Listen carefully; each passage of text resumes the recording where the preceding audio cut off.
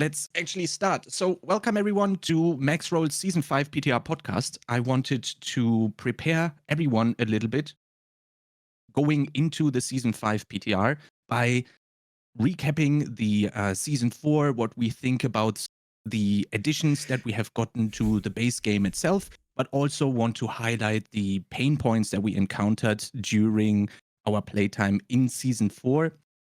And then we are obviously also going to jump right into the Season 5 PTR new content with the Infernal Hordes, general updates to the game, like the boss summoning altar and reappearing after you have summoned them and killed them once, and also general class balance going into Season 5 PTR, and then also our wishes or hopes for the the time maybe after the PTR and our forecast, so to say, and hopes for changes that are also going to result out of the PTR. And maybe if we have some time at the end, we can rapid fire some chat questions and just talk about that a little bit. But it would be very boring if I would just sit here alone. So I have invited the Maxroll friends over here, and maybe we can get a short introduction from you guys. Maybe Rax, you start out real quick. I'm Rex. I wear a blue hoodie. I play a lot of Diablo and sometimes some other stuff. Thank you. Lucky. Hi, I'm Lucky Luciano, and I mostly play Rogue in D4. Prior to D4, I played Diablo 2 for my entire life. So I would say big on D2 and really enjoying D4 so far, and looking forward to the future of the game. So. And DM, how about you? My name's Casey, and I play video games. That's great. And I'm Chronix. I am part of the Maxroll guide writer team, specifically for the Necromancers, alongside MacroBioBoy. And I think we assembled quite a nice round for today. So I would quickly start out with the first topic here with our Season 4 recap. We did have quite a lot of additions to the game with the tempering, masterworking, and everything like that. After playing the game for now a little bit more than 5 to 6 weeks, how is everybody feeling about the season? Did we live up to the expectations we had after the PTR? Is something big missing? And how's your general feeling on all of the stuff that we've gotten with the Season 5 release? Season 4 release. Okay. You want to go, DM? Go ahead. I was just going to do a very generic. I have enjoyed Season 4 way more than I have enjoyed any other season. When Season 2 for me was probably the last one I really enjoyed, but Season 4 to me has been like twice as good as Season 2, and I liked Season 2. So this is definitely the longest that I've played any of the seasons since the game has been out. I'm enjoying. I mean, there's the complaints I'm sure we'll get into, but like for the most part, I've pretty much really been enjoying the season. Yeah, you can see a clear philosophy shift from when the game launched to where we are now in Season 4. And I think the more that they go in this direction, things like, okay, you're not handcuffed to do one activity to get one resource, and that's what you have to do. They were forcing us into so many of these end game systems now and in the future. I think we can see even in Season 5, they're really moving towards the play your way style of end game. And if you want to do this one activity and like that's all you love about Diablo, and you can do it, and you'll get materials for everything. It may not be the most efficient way, but you can still have a good time and be playing what you want to play instead of having to run Nightmare Dungeons over and over, because that was the only way to play efficiently in the previous season. So great direction. I'd like to see more of it in the future, but big win, I think, for me for Season 4. Yeah, I think going into Season 4, Blizzard has solved potentially the biggest looming issue with the game that had ruined the game for a lot of people in the other seasons. And that's your gameplay was whatever activity you're doing, you are picking up an entire inventory of yellows and parsing through them all day long. People forget that that used to be how we played Diablo 4. And that's really not what you do anymore. It's not completely solved, but they did kind of abolish that gameplay, which to me is probably by far the biggest win of Season 4. The other major thing that they tried to address, and it again, gonna tackle it again in season 5, which we'll see how it goes, is the end game. I still continue to believe that that is the biggest problem with the game. I've only gotten to pit 85 just out of sheer boredom. I can't bring myself to go back in and climb higher for no leaderboard and the same mats that I'm already getting at level 60. So I'm glad that they're aware of that. I'm glad that the season theme coming up is once again a major end game addition. That would be, again, where I'd be putting my focus on to continue to improve the game. Yeah, I fully agree with that. I'm also having so much fun with the season so far. I try to put a number on it, and I actually came up with this metric and trying to compare it between the other two bigger ARPGs, talking about Path of Exile and Last Epoch here specifically, and trying to somehow compare the enjoyment that I get out of the game. And I've settled down to trying to compare the length of time I just play them while not having to force myself, actually. And when I look at Path of Exile, for example, and I look at a very good season or league for that matter in Path of Exile, I look at maybe like 6 weeks of like full blasting, and I'm extremely excited that D4 was able to match that. And that kind of put it into perspective for me, where I was like usually done after like 2 or 3 weeks, whereas now I easily doubled that with just one new season edition, basically. That kind of was eye-opening for me. That discovery that somehow fun-wise or gameplay-wise, length-wise, we are on par with a Path of Exile League, at least for me. I don't know how you guys feel about a metric like that. Lengthwise, I would agree. I mean, I play the PoE leagues as well. I actually played this D4 league longer than I played Necropolis League, to give you an idea. For me, part of it was shrinking the leveling. Like, shrinking the leveling reduced the amount of time it actually takes to get to 100, so you would think your time playing the game would be less. But then what that actually ended up doing is me feeling like, okay, well, I'll just make another class. So normally I would just play one class in a season, and I'll play for, like, probably 2 weeks in Diablo 4 season. And by then, I'm pretty much done. Like season 3, I only played like a week, so I just didn't really like the season. But now it's like, oh, if I want to level another class, I'm leveling a barbarian right now. It's like I can level another class, and I don't really feel like I'm throwing away like 2 days of the 7 days of the league. You can just level one. It's like no problem. So I feel like even though they shorten the amount of time it takes to like get to level 100, it actually kind of increased the amount of time that I'm spending getting characters to 100. So because of that, yeah, it's kind of inflating in terms of length. It's definitely inflating the amount of time that I've spent in this season. Yeah, length is great, but we can't forget about width, and I think just like it's like so much deeper now, the experiences of playing Diablo 4 with the item tempering system, masterworking, and this journey that we're on. I think the reason that we are playing so more is because there are just so many more deeper mechanics that you can dive into, even if you don't necessarily like pushing pits like Rax. You still interact with the tempering system, masterworking systems, even in the early part of the game, and you can really optimize like a speed run, like Rax has been doing with these additions to the game. So it's just there's so many more things to think about as you're playing. It really adds to the player experience, even if you're not necessarily playing for a long time. You're still interacting with these systems, which is very rewarding, I think. So that's something that I was going to add, kind of like mixing what Lucky and DM said. I've spent a lot of time this season leveling up, and the reason why that's interesting to me is part of it is you can do it very quickly. It's nice to fire up a stream and get to 100 by the end of it.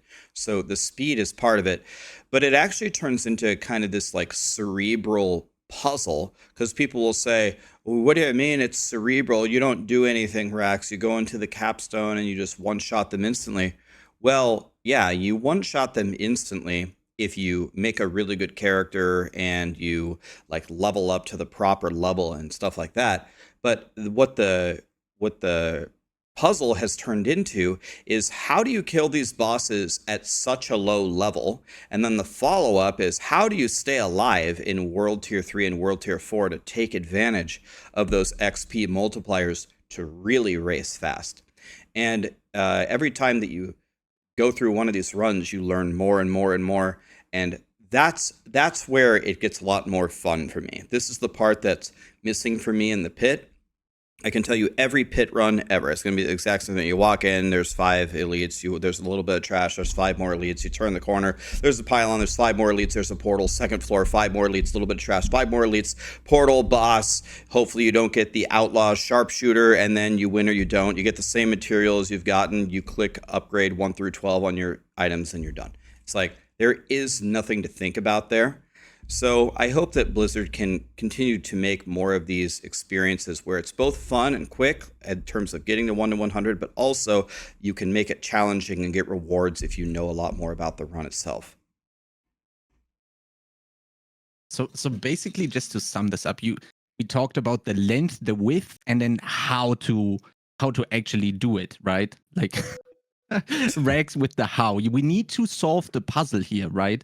To actually be able to have fun and not just have this single layer approach that, well, the pit currently, in Rax's opinion, basically offers us, right?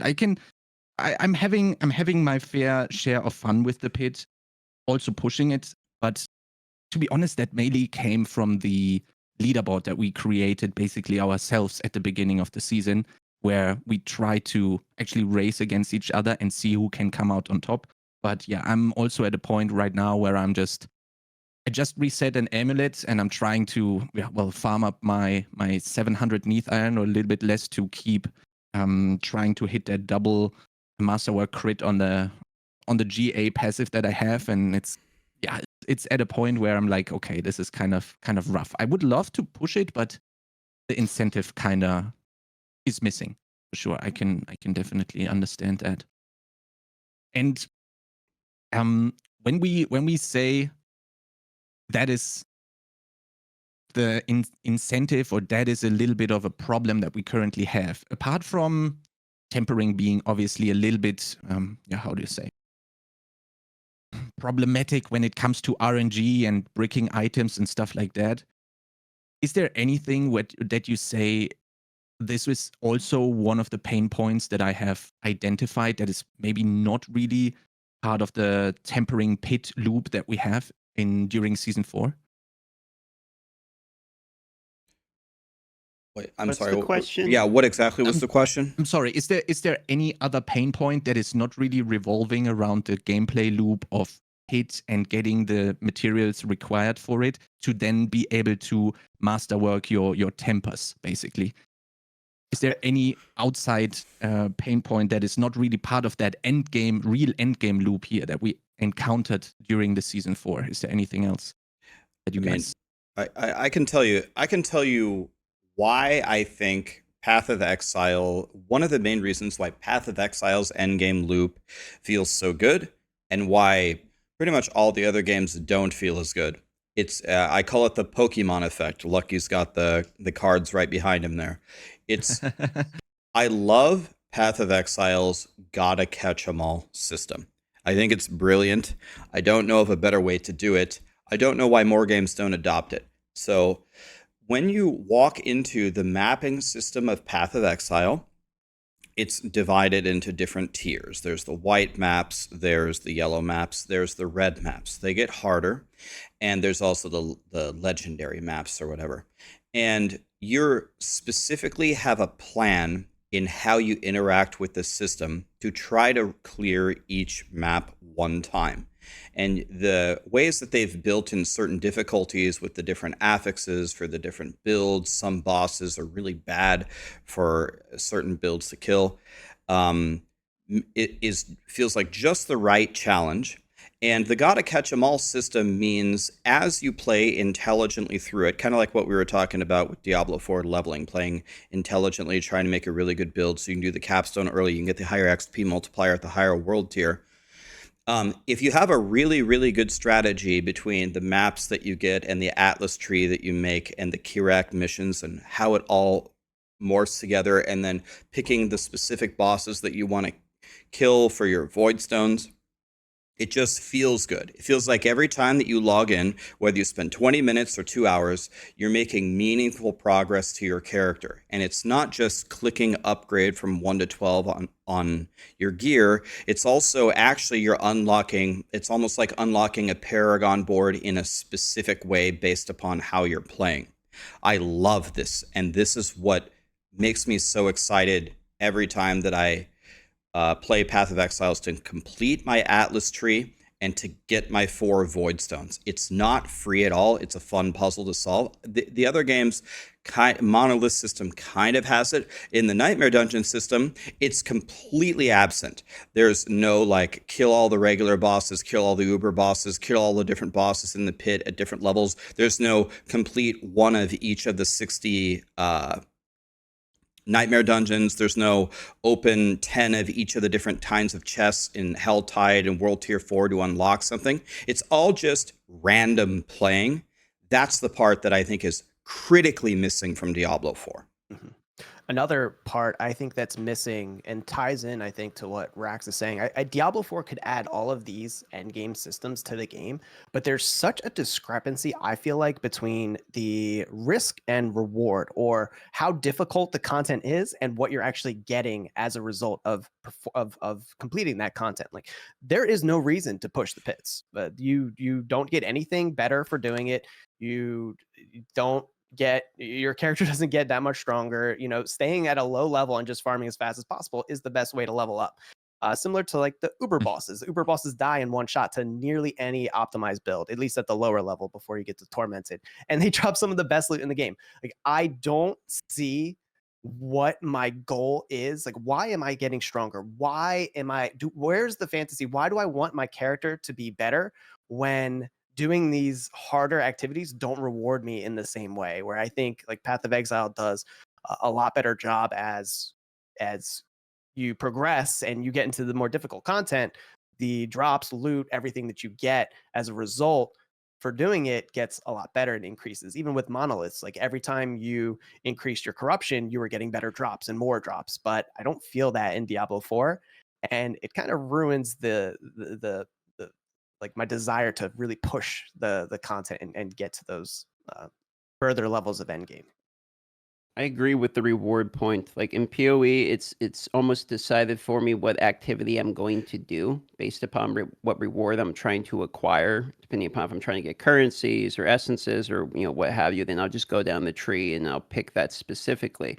One of my concerns when we were looking at Season 5 and we see the rewards, I think the new roguelite mode looks awesome. I know we're about to get into the Season 5 discussion. Like I'm basically getting what I was hoping out of Season 5, which is an additional game mode. That's what I was wanting. But I thought that the way they were going to do when they introduce it is the reward for that would be fairly something unique. The reward for the new game mode is going to be you either pick gold, legendary items, or crafting materials. And so it's just, if you put the same reward into everything, it almost doesn't matter what you do.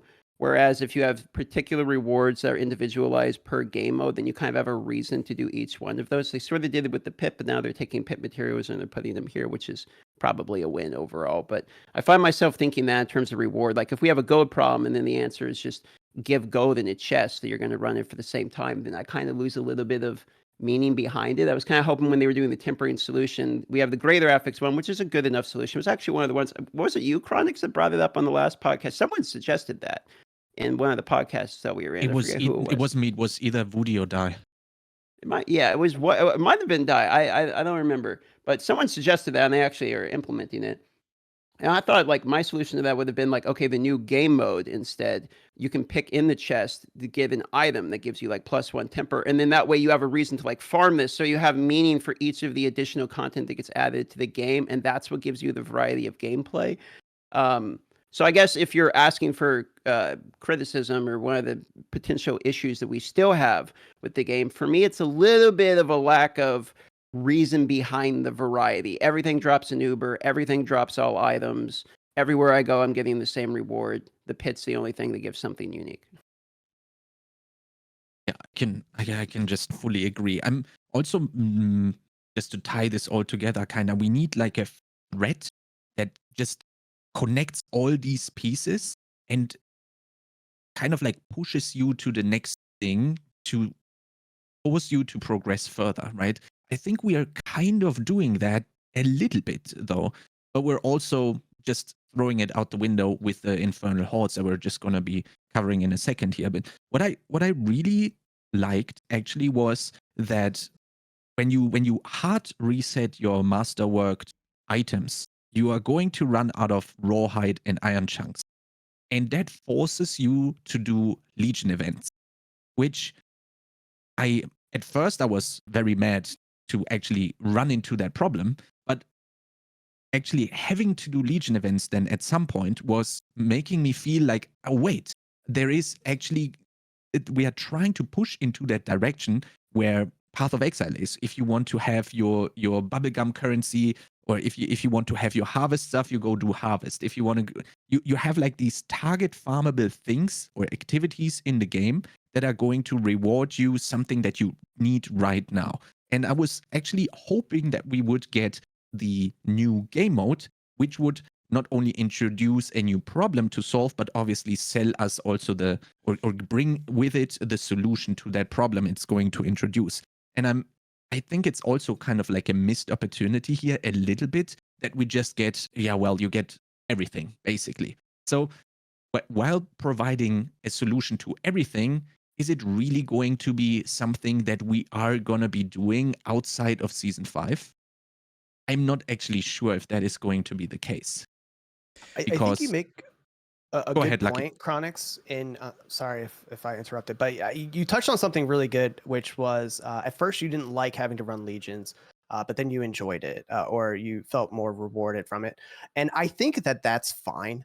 I think that there can be a way to get rawhide and these materials, everywhere in the game. But then if you really want to focus on it, then you can do this one activity, and it can reward you much more than if you were doing other things. But the problem I have with Legion and some of the other things, world bosses, is that it's content that is like AFK content. Like your build is likely so strong that you are not being challenged at all in legions or world bosses. You are just going them to check off the box to get this item, and you can't really tailor it to the difficulty or the level that you want to be playing at necessarily. It's not very rewarding content to be playing. When you're just going in, face rolling everything, you're going to one shot everything. Even the boss at the end is just going to get one shot, and that's not everyone like really enjoys that kind of play style. And I think there could be a big benefit here of tweaking those systems just a little bit to make it more engaging, I think, when you're actually playing it, rather than, okay, I'm just going to do this mindless thing so I can get this one material to continue playing the game that I want to play. So I think that it's good, but it can be improved in that sense. So they're changing it in Season 5. I don't know if you guys saw the note. World bosses are much more resilient to damage. It doesn't sound like they buff the rewards, but world bosses are going to be tougher. Yeah, I mean, I think part of the problem that Blizzard had, and is kind of like, I guess throughout the year they have had negative reactions to a lot of stuff that they've released in the game. So they've tried to release a very quick response to change a bunch of systems. And in a lot of cases, it's actually worked. But in particular with like the boss system, for example, how everyone hated it. Everyone's saying this is so stupid, you have to change it. And now they put the materials drop everywhere. And several of you have made the point, when everything drops everywhere and you don't have any ability to target farm something specific, the game isn't fun. I'm not sure that they exactly hit it right here, because the problem with the boss ladder was not necessarily the structure of the boss ladder itself. It was all the little details that they have fixed along the way. For example, Varshan takes 4 mats of everything, and those mats drop so scarcely that the whole process of it's not the process of fighting Varshan and the different things to go fight Duriel. It's how you let me go fight Varshan is so unbelievably annoying that it makes me hate the whole system. And then when I finally do farm everything, every single time I have to port out and reset the dungeon, which people were crying for. But all of those things were fixed after they changed the entire system. And I'm not sure why they did that. Why didn't you make the small changes and see if the system still worked? And then if people didn't like it, then you change the system. It was kind of backwards. And I'm not sure if they would have made all the quality of life stuff first, it could have still like worked very well. Yeah, I get that. I get that for sure. I'm trying to come up with a solution here with a brainstorming idea. You said, or trying to copy kind of what other ARPGs does. We have corruption. We have, very generally speaking, juicing maps in PoE. So would it be a solution to, well, I see people in chat say World Tier 5. Yes, that would probably be obvious, but that brings a whole set of other problems with it. I actually really like the Profane Mind Cage, and I think there is a lot of value in that Profane Mind Cage to give us some sort of juicing up that easy content that Lucky was mentioning, and then cater it to our build's strength to then also increase the reward. Let us juice up legions or anything else for that matter to not only challenge our builds even more, but also give us more rewards for the time that we're putting into. Is that something that you guys would just now coming up with that? Does that sound good, or does it bring a lot of other problems with it? For buffing legions, I don't see how increasing the levels by 10 for you specifically can really mess up anything. It seems like a pretty small change. I mean, like maybe even stacking it multiple times, right? On top of like that. level 300 or something to eat like 20 of them. Well, if you can handle it, why not?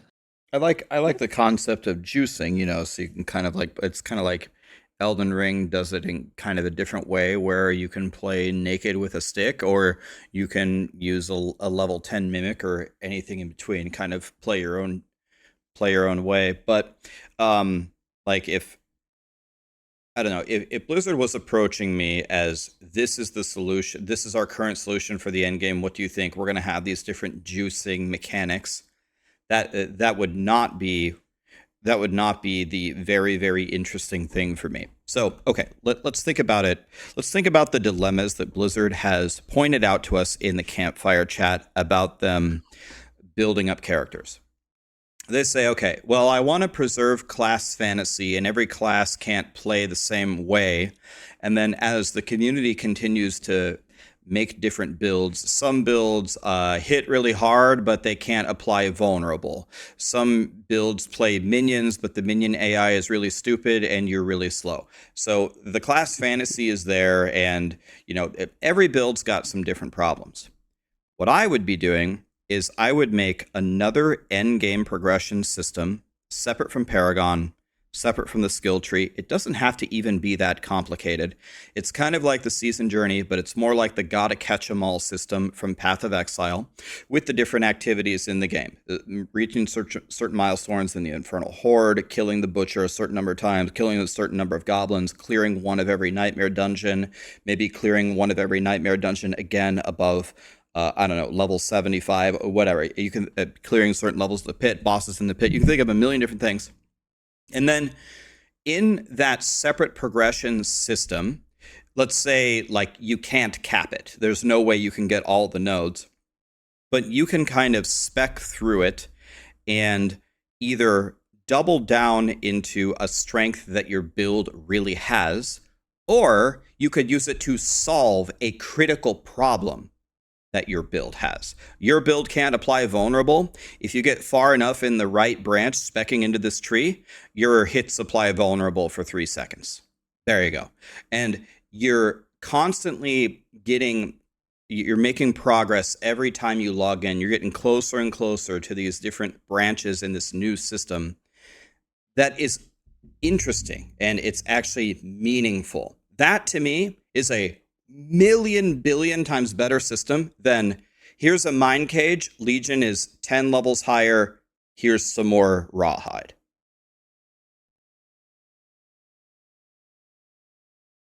That sounds great. That is actually great. I'd love to have that in the game. And it's oh, man, just thinking about that actually makes me want to want to play that. And it's also like a lot of replayability, right? Because you go into you go into one branch with one character, and you could remake that same build and go the complete different direction. That's what I'm Right. saying. You're generating replayability over and over again, right? I mean that's what I'm saying, man. It's like, here's the thing I always say. It's like, okay, Blizzard used to be at the top of these games, right? And okay, everyone has different opinions, but most people's opinion is Blizzard has kind of fallen off the wagon a little bit. I have to imagine that a lot of the developers, a lot of the coders, like kind of dreamed as little kids of working for Blizzard. Okay, you're there now, and I know there's a lot of corporate red tape, and I'm sure it's way harder than what I'm making it, but when I see like, oh, the mine cage gives you plus 10 levels, the first question I have is that all you got? Like, what are your crazy ass ideas to make an ARPG fun? Like, everyone throw all your ideas on the table, and how can we make some crazy ass systems that make the game fun? I'm starting to see it a little bit more. I'm starting to see it with some of the uniques that they're doing, like with the axial conduit, like they make a Super Saiyan ball lightning. That's what I'm looking for, man. You don't just have to do it for character builds. You can do it with your progression systems. Like, show me what you've got. You know what I mean? I think the truth is they're probably not going to like go hog wild with it like at all, because if they do it, it's going to break a lot of things, and then they're going to spend time like going back and fixing the things that are broken, and somehow barbarians are going to do 18 trillion damage again. It's like maybe like I would prefer them try it too as well, but it's somehow I doubt it. I think what we're probably going to end up seeing is like, with the expansion, new skills, and then maybe some new Paragon boards. I kind of feel like what it is that for the progression systems should have been tied to the Paragon board instead of just, I feel like the Paragon boards just give me raw stats, like give me fire resistance, give me percentage damage. Okay, if I level my exploit glyph, now I apply vulnerable. Like that's all I'm really getting out of it. All of the weird variations and the extra stuff should be done in the Paragon board. I almost feel like it needs a little bit of a rework or something instead of just raw stats.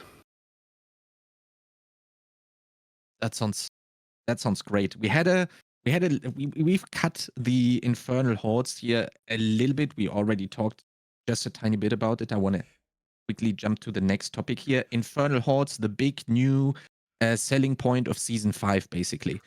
A game mode that is roguelike, as they called it, where we can defeat waves after waves and choose power-ups or boons and curses to, well, power up or even make the playthrough a little bit harder for our character, and will then actually have the ability to fight a set of bosses. We will have 10 different encounters that are going to be a mix of 5 bosses every time that we have there. And yeah, what were your initial impressions when you saw that? I've thought about what a rogue-like experience would look like in a Diablo game for actually a long time now, and I'm so happy that we finally get an iteration of it. What I've always pictured was something like just Diablo 1, right? Where you start at the top, and every level you go down, it gets harder and harder. You get to pick maybe a boost here and there that will help you on your journey, and then it also adds some sort of difficulty. And then when you get to the bottom, you fight this big scary boss, and that's it basically. And returning to hell, I thought, okay, this sounds exactly like what I've been picturing. Just an endless wave system that maybe doesn't hit exactly where I wanted it. In the whole return to hell, I pictured going deeper and deeper and deeper and eventually reaching hell, rather than just endless waves. But regardless, I'm excited for it. I think that it adds a lot of replayability. I hope we'll have to see, with the implementation. But my only thing, again, and I get back to this risk reward thing, like I hope that we are rewarded for our time there, because I don't know how long they are expecting us to, I don't know how long it's going to take. And there's been a disproportion in the length of time it takes to do something and what you get out of it. So I just hope that they do, balance that well so that I can just keep playing it over and over and over again. I'll be really interested to see, what options they give us in terms of the buffs and then the difficulty. I actually asked the question during the campfire chat of how difficult the highest tier. So there's 8 difficulties. And I asked how difficult the 8th tier would be, and it sounded like it was around like a pit 80 to a pit 100. When I picture this roguelike, I always wanted it to be sort of endless, if I want to say, in terms of difficulty. Like there can be a conclusion where you fight a boss, but I wanted to be able to push and push and push as far as I can. And my concern there would be that it might be too easy for some players, not all players, but for some players that are looking for sort of this endless delve roguelike into hell experience. So those would be my things that I'm excited about and maybe some concerns that I have. I'm Yes. kind of go on. ahead. No. Go ahead. Oh, I'm just gonna say I'm mostly curious how they're gonna spawn the minions. Like, is it straight from Curse Shrine where you're sitting there and they all just kind of like pop out of the ground and then you one shot them with holy bolts or whatever, and then the next wave pops out of the ground and you one shot that wave and the next wave. Like if that's how it's gonna be and you do the whole thing in like a minute, it'll be a little bit less exciting for me. I'll admit when I saw it, like I'm pretty excited. I'm still pretty excited because what I want in the game is a variety of game modes that are like little mini games. I think stuff like that is fun. I know there's a lot of like core issues that we always talk about and stuff, but like for me, I just like little reasons to log in and play the game. And like for me, it's like, oh, cool, a roguelite. Like that actually sounds like fun. I'm going to try that out. So I was pretty much excited when I saw it. Still am hoping it will be fun. It's like the main thing is if it's fun and something to do, I'll play it. I'm mostly curious how they're going to actually spawn the minions in on each wave. Like, are they going to run? I want them to see like run out of the mist and there's more and more and the density gets really crazy. But are they going to spawn like 10 guys on top of you that you one shot? Yeah, so I've seen a lot of different like implementations in Diablo and other games, and I've guessed in the past before I've played stuff, and I've been wrong on both ends. I've said stuff is going to be bad that ended up being good, and I said stuff that was good that ended up being bad. So I really won't know until I play it. The way that I view it is very similar to what DM just expressed. Think of it as a fun little wave-based mechanic that you jump into here and there. I think it will be fun for a period of time. My issue with it is it's giving you more of the same, right? It is nice that it has target farming. It does kind of fill the void of the things that you don't have. But the fact that it doesn't add anything new to the game, as far as I know, the gameplay is there, but there's no new materials. There's no new progression of anything within it. To me, it's kind of like a ticking time bomb for how long before you're just like, okay, I'm just doing these waves just for exactly what reason anymore. That's the biggest concern that I'm seeing going into it. Yeah, I think I certainly hope it's not gonna be a little bit like the Gauntlet at some point, where we are just gonna be Oh, yeah. forgetting about it, because it's like it's the same preface that Rax had, right? Like, I really hope it's gonna smash and it's gonna be great and it's gonna be a lot of fun, but it kind of sounds like why should I even do that? Like everyone is gonna be hype, everyone is probably gonna play it on the PTR, it's gonna go live, and then after a week you go like, well, just go for the pit to get my Neath Iron, or just go do my Legion event to get my Rawhide, because that's just faster. That's just more materials per hour. And the novelty of the thing has dropped or decreased over the course of the first 1 or 2 or 3 weeks.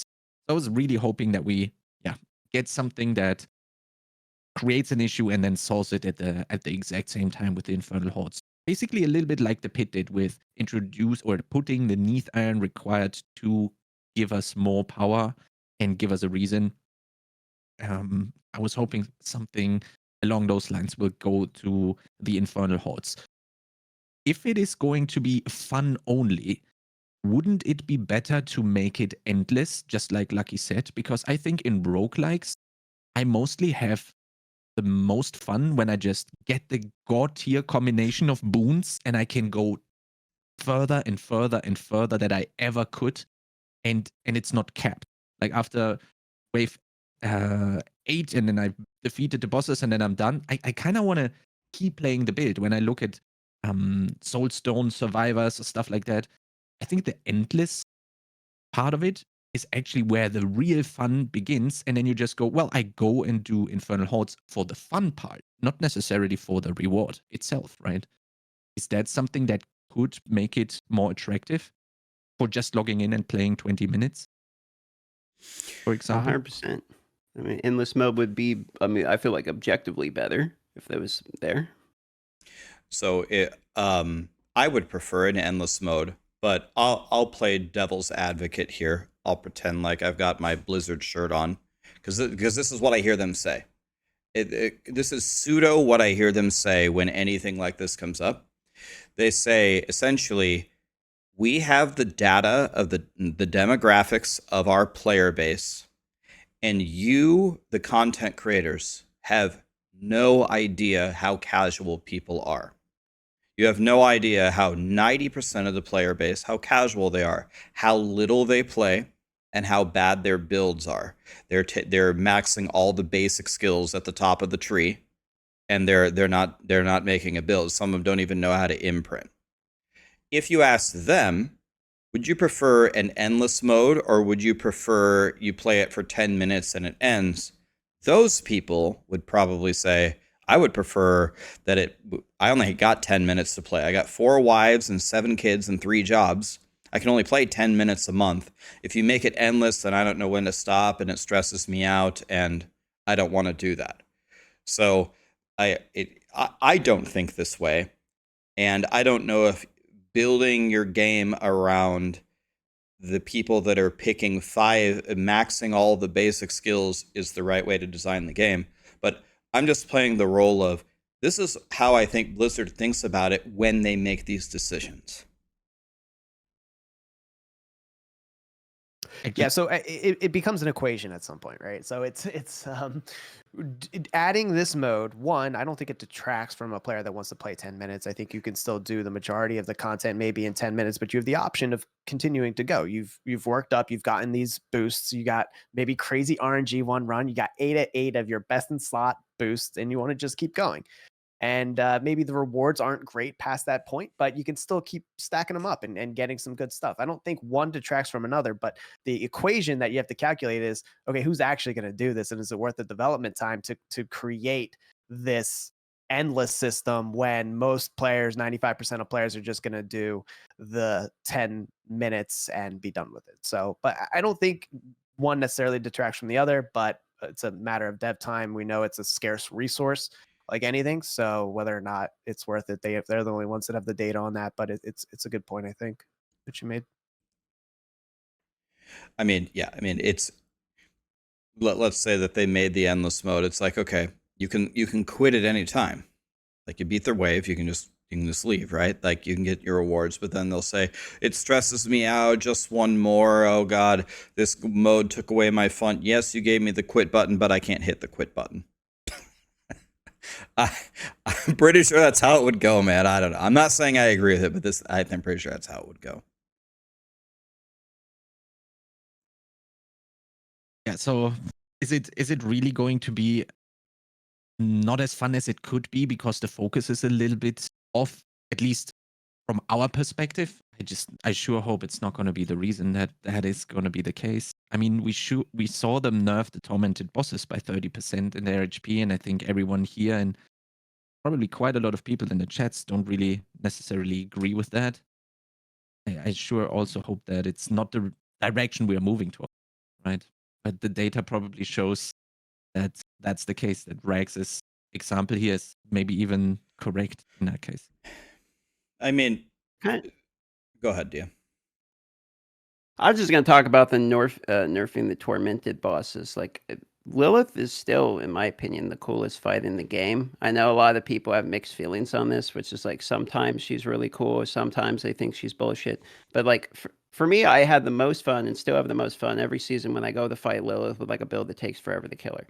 And if they keep nerfing the HP of it, I don't think Lilith should be like a check mark where it's let's make sure everyone can get participation trophy with Lilith. Like we don't have really a lot of these like challenge things in the game, you know, that you can go and be like, I did it. Like we don't really have a lot. We have the pit, but like the pit doesn't feel good. I got one more pit than the guy left to me. Like who really cares?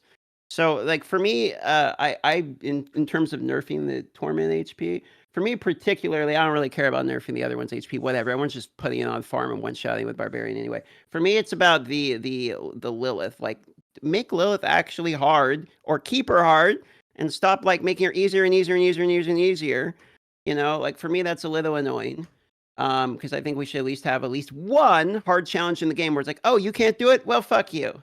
Too hard, too bad. Like, actually, you know, learn the game. Like, I think there should at least be one of those.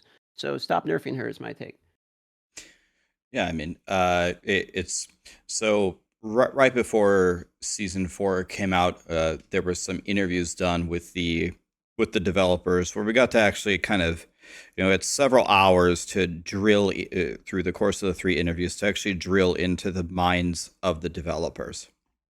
So the part that DM said about there needs to be a small slice of the pie in the Diablo 4 game that's actually challenging, where you can't just completely outgear it. You do have to execute some skill. I think that is very healthy for the game to at least have a minimum of one encounter like that. But I'll tell you something, from watching those 3 interviews multiple times each and trying to really pay attention to the words and the philosophies that Blizzard was saying, I think that Diablo 4 is going to be built as the quote-unquote fun ARPG. Meaning, you know, everything that we've been saying, you log in, you do some Infernal Hordes, you do some Pit, there's no leaderboard, Pit 60 has now been nerfed, you can get there, you can masterwork all your items, the tormented bosses are nerfed, you can kill them even if you play a druid. And it definitely seemed like very consistently in their answers that is the direction of the game. I asked them point blank in one of the interviews, in the future, will you build an encounter where gear alone cannot save you, where it will require skill? And the answer I got was kind of, maybe we'll make one, kind of, which to me indicates kind of a no.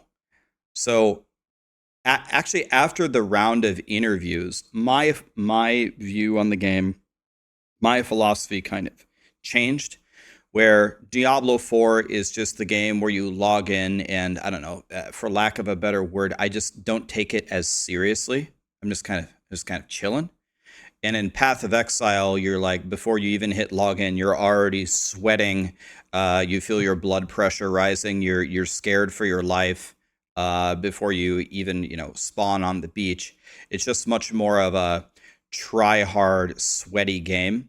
And then the more that I think about it again, I am kind of glad that every game is not exactly the same. If everybody made the same game, then it would be boring. But I don't know. I guess I don't know if you guys felt any differently or if you guys watched those interviews, but to tack it on to this particular topic, I think Diablo 4 is trending toward more the easier side, fun side, appeal to everyone. Everyone can win eventually. Yes. I think a lot of the changes coming in season 5 would enforce that point. Yeah. It's getting easier, not harder, for sure. There's no doubt about it. I think from their perspective, it just makes more sense to cater to the, I don't know, put a percentage on it, 90% of the player base than rather than the 10%. I guess that makes total sense. I can fully agree from like a business perspective. I definitely understand that. But I think that one boss that Rax was mentioning, that would actually be really cool. Like one thing where you, even if you are playing really well, you are smashing your head against the wall and trying your very best to actually come up with something that is going to get you to killing that boss closer and closer. I mean, Lilith or the race to killing Lilith back then when it was all fresh, that was very exciting. I remember I remember everyone having a blast, actually, like watching the people progress, Uber Lilith. Finally the takedowns happened, and I think that is something that not only fun to actually be part of, but also to see when others are facing that challenge. So I'm a bit sad that it's currently not in the game. I hope that maybe the raids in the future are going to be something like that when we get a difficulty scaler or so, where we can really crank it up to 11 and literally only get a title for it, or even not even a title, just give us nothing and just let us die on the first trash mob in the first raid. That would be great. I think I would have a lot of fun doing that. To go to the more general changes. Yes, Rex? No. Did you want to add something? No. I'm dialed in. I'm listening. Okay. The general updates for Season 5. Stuff like the boss summoning altar reappearing and basically everything that is coming with Season 5. What were your highlights when you were watching through the campfire chat? And what are you most excited about, apart from the Infernal Hordes, when it comes to the general up? New unique items. New unique items, number one. New legendary items, number two. I think build diversity is something that most people would agree they want more of, and that really is only coming with new additions in terms of gear acquisition right now. So for me, it's unique items and legendary items. Yeah, if I could double down on that, and for the following reasons why I like unique items and legendary items so much. Specifically, though, I'm going to target unique items. We know that unique items took a huge hit in Season 4 once tempering was introduced, but I am really liking the direction that they're taking unique items now. We're seeing a little bit of it in Season 5. The reason why I like it, all of us on this call are theory crafters in a sense, and the changes that they made to itemization makes it so much more difficult to try new builds, or at least it just takes so much longer. If everything you're using is a legendary item and you have to temper it and you have to masterwork it to really test out a build, like that is taking away from my experience as a theory crafter, and it hits all levels. Even a player that doesn't necessarily like to theory craft may not know the tempers to hit or wants to try a new build, but you don't really know what's going to enable it. And I think the direction that they're taking with the unique items is, okay, now when you get this unique item, you have a sense for how your build is going to play. You can enhance it with legendaries, tempering, masterworking to go further. But for the most part, these uniques are going to be build enabling in a sense. They really want them to be very good for the build that you want to play. And they added on things like tempering. So that gives you a bit of a guide for a player that maybe is new to theory crafting or doesn't do it as much. Like, okay, I know that I want this temper because I see it on this unique item that they gave me. So I'm going to try to get it on my other items too. So I think it's just a great direction for the game. I think it helps new players and experienced players. It's going to help me be able to try new builds because I can just throw on a unique now. I don't have to worry about tempering something and masterworking it to this level and spending an ungodly amount of hours just to try a new build. And I really like that. And I hope they continue to go in that direction, but just going to double down on what DM said, like the uniques and legendaries for that reason. Yeah, so part of it goes for me about the uniques goes back to what I said on like a previous comment where I don't want to see items anymore that give you 10% attack speed stacking up to 3 times. Goes back to the thing of you're working at Blizzard, you're designing Diablo. What do you got? I want frozen orbs to spawn conjurations that then throw frozen orbs. I want chain lightning to bounce between you, create ball lightning, and then explode at the end. Like that's what I'm looking for, is game-changing uniques. So I actually get a little bit of a dopamine hit when they drop. This would be probably a little bit of an unpopular opinion amongst the masses, so I'm going to lose 10,000 followers for saying it. But another thing that would make me feel better about uniques is if you make them rarer. If they're very rare, like when I'm playing Diablo 2, when an Arachnid mesh drops, I never have that feeling in Diablo 4 because it's hard to find. Same with the Shaco, same with an Oculus. In Diablo 2, when a Jaw rune drops, it's unbelievable.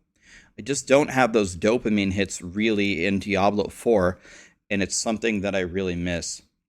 Something about the general philosophy of Diablo 4, this is one thing that the team is doing extremely well, and 99% of the time it has a benefit, and only 1% of the time does it ever hurt you.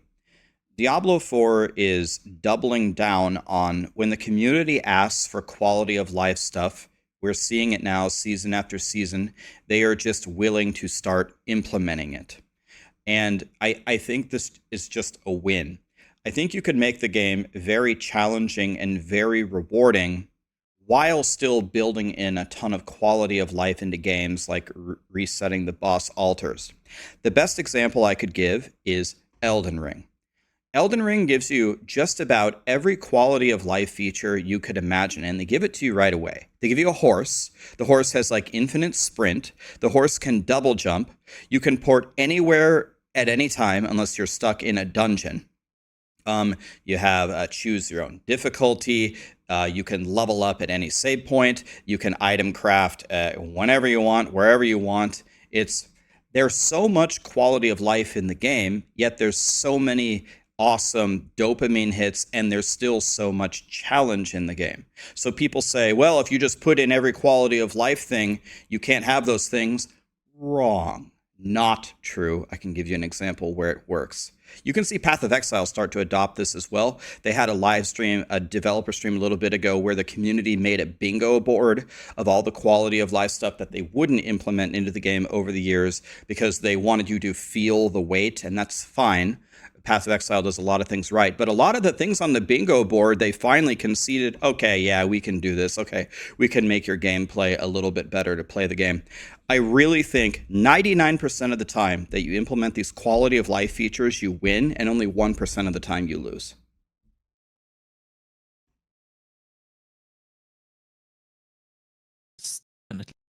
I have to agree. What is a quality of life thing that you are currently missing, though, Rex? Is there something that comes to mind right at the top of your head? I mean, probably the biggest thing is probably the boss change. The biggest thing that they haven't solved is, for me, the tempering. And this is a little bit more of a quality of life thing. This is more of like an actual game mechanic thing. But here's the thing for me with tempering. People say that they hate bricking their items. Blizzard said, I don't mind that you brick your items. Cool. I mean, I don't mind that philosophy either. That's the problem. Is not that philosophy. The problem is you brick your item instantly at the start of your item's journey. Tempering is the first thing that you do, because are you going to spend 100 million gold re-rolling your pants for +4 to chain lightning or whatever? It's going to cost you 100 million gold. It's so rare, and then you're going to temper it? You just lost 100 million gold, buddy. My problem is the part of the bricking and the endless RNG happening at the first step of the item. That to me doesn't make any sense. The other super obvious one, which I think is required to implement in the game, with the way that you've changed the game, with the multiple different modes of the game, the Helltide, the Legions, the world boss. You made the world bosses harder now, by the way. The roguelite, the pit. I think you need loadouts. I don't want to level another character, one for speed farming, one for pushing the pit, which is what most people do because leveling is so easy now. The solution is just make another rogue or whatever. So you have two of them. I think you must implement loadouts. They're in Diablo 3. They're in WoW. You've already made the system 100 times. It can't be that complicated. I think it's a requirement, and I think it needs to come immediately. Why loadouts aren't here already? I was trying to think about this. We talked about this on the last podcast, and I forgot who it was. Point was that they don't want it to be where you have to min-max a loadout for each thing. So you have a loadout for a Legion, you have a loadout for whatever. And I was saying you can counter this just by making it where you can only revert back to the previous one. But either way, I was thinking about that since that podcast. And it's like, who cares if there is a min-max? Like, what if there is a min-max for world boss, a min-max for whatever, man? Like, who actually cares? Like, how does it actually ruin the game any? You just spend time setting up a new build, a new loadout for whatever your character is actually going to do. It just lets you customize your character. So I don't know if it's did they ever give a reason as to why the armory? What was the reason? Because I must have missed this. Yeah, so there was there was a campfire chat. I think it was right before the game launched, and people asked for loadouts. And they said, keep in mind, like, it's different now, right? They've had a complete philosophical change in the last year. So what you're going to hear is not what happened, because they changed it. But what they said was, the reason why Diablo 4 will not come with loadouts is because your choices need to matter. If you remember, there was no respecking feature. There wasn't any respec all thing. And respecking actually used to have, I think it had a scaling cost. They were actively penalizing you for respecking because they wanted your choices to matter. I think they were thinking like vanilla Diablo 2. In vanilla Diablo 2, it was, I think it was actually, was it impossible to respec? You made the choice, yes, and there was nothing. That's it. You made your choice. If you press one skill in the wrong thing, you got to make another sorcerer. And I think they were like, I appreciate the high level idea of, okay, Diablo 2, greatest ARPG, let's just do what Diablo 2 did. But it just didn't work. People complained about it all the time. They gave us a respec mode. The cost of respecking is now nothing. And the journey used to be the whole process of playing your build 50 to 100. That's the end game. They completely changed their mind on that. So that's why they were designing the game with no loadouts in mind. But now that they have made this massive philosophical change, not only would loadouts be a good thing for the game, it's a requirement. So it's the paradigm shift within Blizzard that caused that. For another quality of life thing, I'm surprised nobody has said it yet, or maybe you did, but just loot filters, like, just give me. They've improved the visual. I would say being able to visually see what's on the ground, especially the change to Uber Uniques. Super stoked about that. Let me tell you, dopamine, it's a real thing, and it just wasn't. You just weren't getting it in D4, even with the greater graphics. Like, cool, I got a greater graphics, but is it even going to be good? Do I know when it drops on the ground, or do I have to wait till I look at my inventory? So, I mean, a loot filter just fixes all of that. Right when something drops, that it's something I'm going to use. Basically, you could cater a loot filter to do that. And it just seems like such low-hanging fruit. It's been asked for every which way. I don't know why it's still not in the game, a modern day ARPG, but I would love to see that at some point. I don't think it's super necessary now with the itemization changes, but just why not have it? Like, I would love it, at least. We also need a sell all button, by the way. Oh yeah. Yeah. That's really important. I wanted to also point out, like they said, they had Adam Fletcher said at the end of this campfire for the season 5 PTR, they said they hear us for the armory, but it just takes a lot of development time to implement it. So I mean, it's sure coming, the armory or the loadout system, whatever you want to call it, right? But it takes some time. I am not a game developer. I don't really know how that works and how complicated that is, but I'm definitely glad that they are not dismissing the talk there, but they have more or less kind of said, yes, we're kind of working on it, and sure going to come in the future.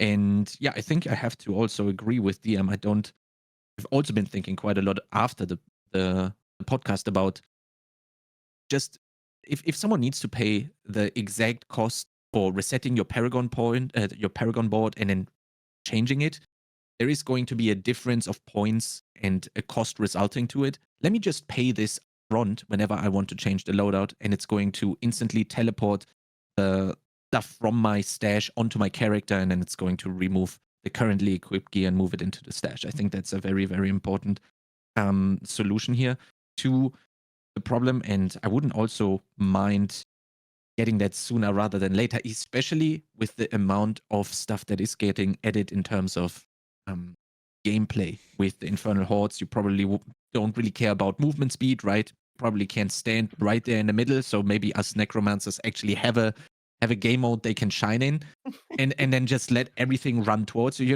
I want to kind of change the build, but then again, maybe that's also not the intended way of doing it, because you just want to get in there, kill the bosses, and then you're out, since there's no endless mode. I'm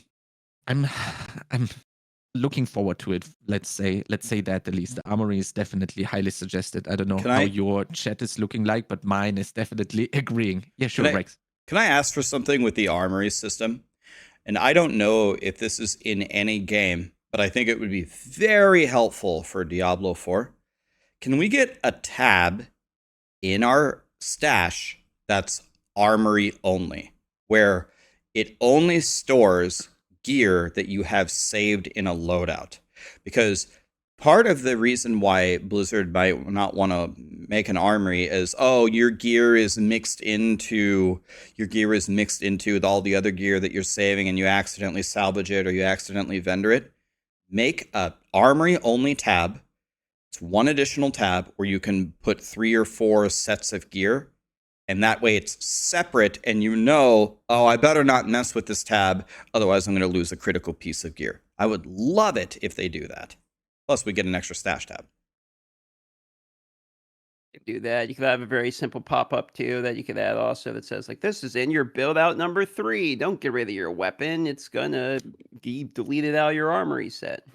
That would be good too. I'd prefer both. Don't let me salvage my weapon. Yeah. Yep. Even if it's favored. Yeah. That makes total sense. That is actually a really good addition. I haven't thought about that one yet. In terms of uniques and aspects that are being added that we have briefly talked about, when I saw Rax did some builds yesterday and trying to incorporate all of the new cool stuff the Necromancer has gotten, a movement ability, and we actually solved some problems that are, or tried to solve some problems that are existing in the current game. But I don't know about you guys, but I feel like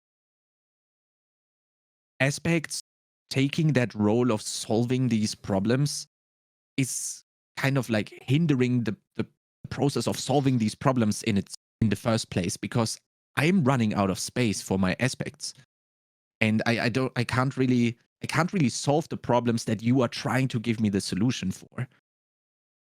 Even if we have, let's say, 25 new uniques, 25 new aspects, I'm running out of space. And is there anything you guys had in mind to help solve that problem? Or any comments on that? I was gonna ask what you prefer. So if for the Necromancer you want the aspect, what would you like? Base movement speed, or something in the Paragon board, maybe like percentage movement speed tied to blue nodes or something? What do you think your solution to that, Chronix? My biggest idea is always, I have to go back to D3, and I love Hedric's gift for that.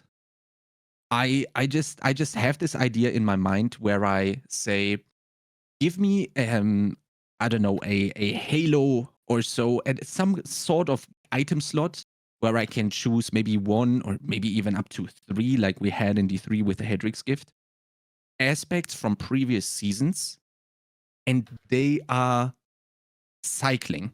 So basically, at some point, we have a pool of aspects or features that a season had to choose from. And for example, the first season, we get the new Hedric's gift. You have seasonal powers of season 4, 5, and not 4, 5, and 6, 1, 2, and 3. We have them in the game, but just as an example. And on the next season, you are going to not have season 1, 2, and 3 powers in that Hedric's gift. And sorry, not Hedric's gift. I'm talking about the Kanai's cube. Yes, sorry. I was going to say, okay. Yeah, the Kanai's cube. And in the next season, I can choose between season 4, 5, and 6 seasonal powers. I know season 4 didn't have any, but if that were the case, and that in the background is constantly cycling, giving us new solutions to problems. So you could actually play the same build every season, but you would have the chance of playing it new due to the addition of the Kanai's cube and having new powers in that Kanai's cube that are cycling itself. Because if you just keep giving me back seasonal powers or new aspects, I would love them, but I don't have any space to put them. I want a follow-up question to that. Do you feel like tempering with the movement speed on your boots help you Necromancers out at all, or you still feel pretty slow? No, it's actually fine. Like when you heavily invest into movement speed, I'm actually happy with it. But I do love them trying to solve the movement speed issue by giving us that new aspect that turns the ability into a completely new concept. I actually like that approach of completely changing the effect of the skill itself. But the problem with that is, you are giving me, you are taking away, or you want me to use the aspect. I now need to use a skill point to actually be able to use that aspect. And then, which is probably the hardest thing to do, I need to make space for that on my skill bar to be actually able to use it. Now I have these 3 points, and why would I use that new aspect when I could also just use metamorphosis?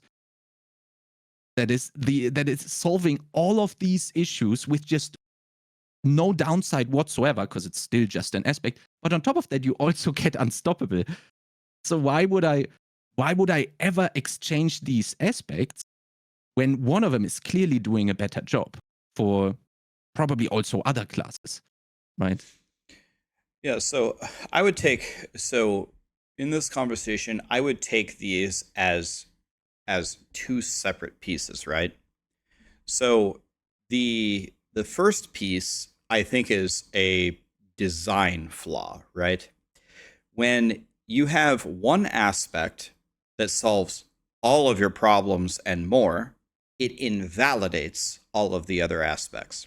It's what they talked about in the campfire chat earlier. Oh, Tybalt's will in season 3 or 2 or 3, it's just the best pants for every single build. So you just go get a Tybalt's will. It invalidates everything else in the game. The only time where I think that makes sense, where an item is so good that it can invalidate a ton of the game, is an uber unique. If it's not that, when you're invalidating everything, I would just call that specifically a design flaw.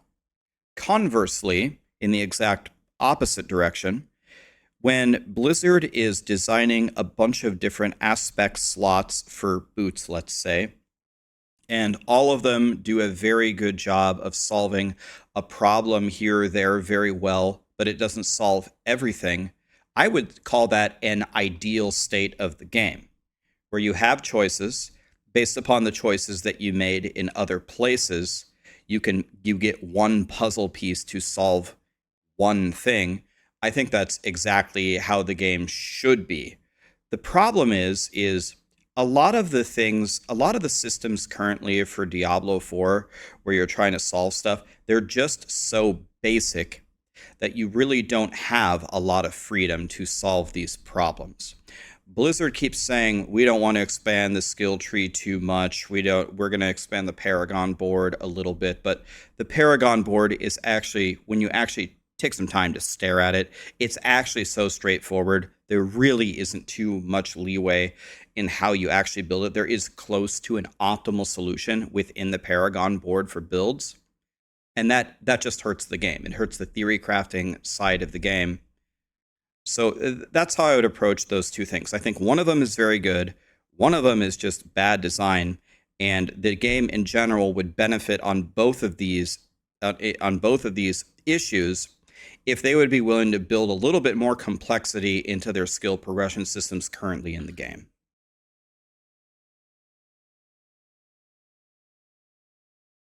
Yeah. Is something like the Kanai's Cube maybe a solution to that, to bring more depth or variety to it if you don't want to make the skill tree too complicated?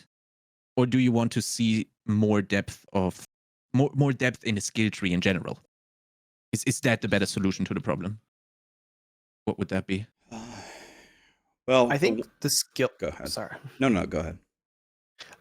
I think skill tree is good where it is, because that's like your introductory to the game, and it being simple really helps new players. But I think personally, I'd love to hear what you think, Rax. But I think the Paragon board system is ripe for a rework, and I might have talked about this before, but it just seems like they've reworked all these other systems, and the Paragon board is this red herring now that I think really needs some updating, and I think you could do a lot there. What do you think, Rex?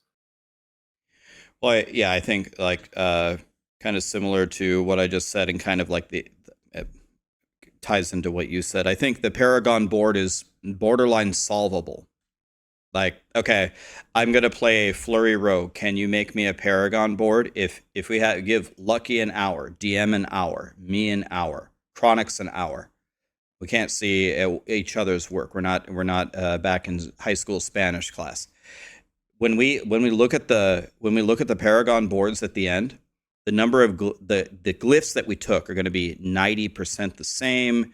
With the boards that we took are going to be very, very similar. If we took the total stats of all of our finished products, they're going to be nearly identical. That alone, that statement alone, just shows you that the Paragon board it's really an illusion of choice. It's just not there. It could be spiced up tremendously. In my opinion, so I'll go counter to what Lucky said. What Lucky said is true. The fact that the skill thing is the first thing that you interact with, and the fact that it is basic helps the masses. So that is a true statement. But to me, the most fun part about the fun part about Diablo games is the skills that I'm using and collecting loot. The collecting loot has been a catastrophe. I was picking up yellows forever. We don't have a loot filter. The Uber Uniques, we had to go through the stupid boss ladder. Couldn't resummon the boss. There's no beam for the Uber Uniques when I drop it. I have to pick up the unique, mouse over it, and that's my dopamine hit. It's a total buzzkill. They've been working on that. The part that they really haven't been working on is the skills. The only way for a skill to be very interesting to me is to get one of these really cool uniques that they've built now. The axial conduits, the fractured winter glasses. If I don't have that, my skills don't get interesting. I wish part of it was making the skills interesting within the skill tree itself at a certain point. I think the crazy simplicity of the skill tree hurts the game.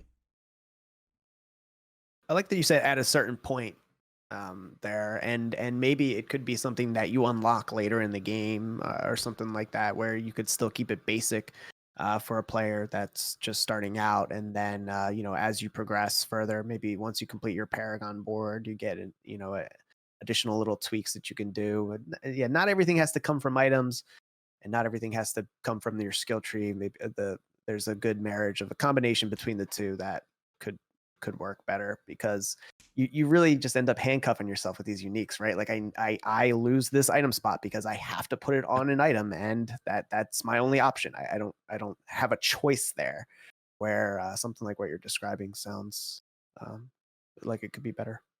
I mean, like No answer. Go ahead. Oh, I'll just answer Chronic's original question about the Kanai Cube portion in Diablo 4. And I don't know, man. I don't think that would really do anything. Because I feel like all that really does is make it where everyone's a barbarian now. We all get 3 more aspects. And so you would have the same aspects, just more of them. I don't know if it necessarily would add a ton more complexity as much as it would just add like a bunch more damage, basically.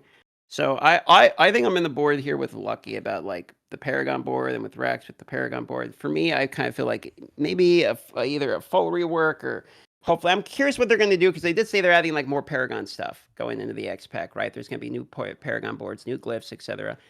Maybe that will mix it up. Maybe we'll get more total additional Paragon boards that actually give us some variety into it. I still imagine it's going to be min-maxed down to like, this is the Paragon board that everyone's using for this board, and it'll be solved once again, and then just the numbers will move around. But, one can hope. Yeah, I mean, like, let's think about the skill tree system for a second here. So what exactly are you doing here? So you go through, and let's say you're going to play Blizzard. Well, you have a choice of, do you max Blizzard, or do you click it up to 5, or do you not? Then usually you click the enhancement. It's just a free thing that you must choose to get to one of 2 choices. And then what do the choices usually say? Oh, Blizzard lasts 4 extra seconds, or Blizzard applies vulnerable, or something. Like, those things are nice, but those things are not exciting. Like, I need you to let me in the skill tree make some real choices that change how Blizzard works. If you choose normal Blizzard, where you point your cursor, a blizzard drops. When you choose some other kind of a blizzard, glacial blizzard or whatever it is, it follows on top of you, and maybe you don't have to, and it follows on top of you when you summon it once. And when you press it again, it redirects the ice crystals and throws it as an ice lance. So you choose one or the other. It actually fundamentally changes how you play the game. Now, I understand that me asking for this, for all the skills, for you to actually make it this interesting, requires a ton of development time. The resources to do something like this would be outrageous and probably would need to be done like as an entire expansion. But to me, making a choice like that about like Dust Devils, regular Dust Devils throw forward in a line and the other ones orbit you and shoot out in random directions like a super hurricane or something, that to me is way more interesting as like a base choice than 4-second increased duration or it applies vulnerable or not. Yeah, which So basically, basically you want. go ahead, Ian. Crocs. No, go, you go. I was just going to say, it basically sounds like their design philosophy that you're explaining here is the one that they have around uniques, that they said they want people to build around uniques, but then build their legendaries, basically. But you would kind of prefer that to be woven into the base skill?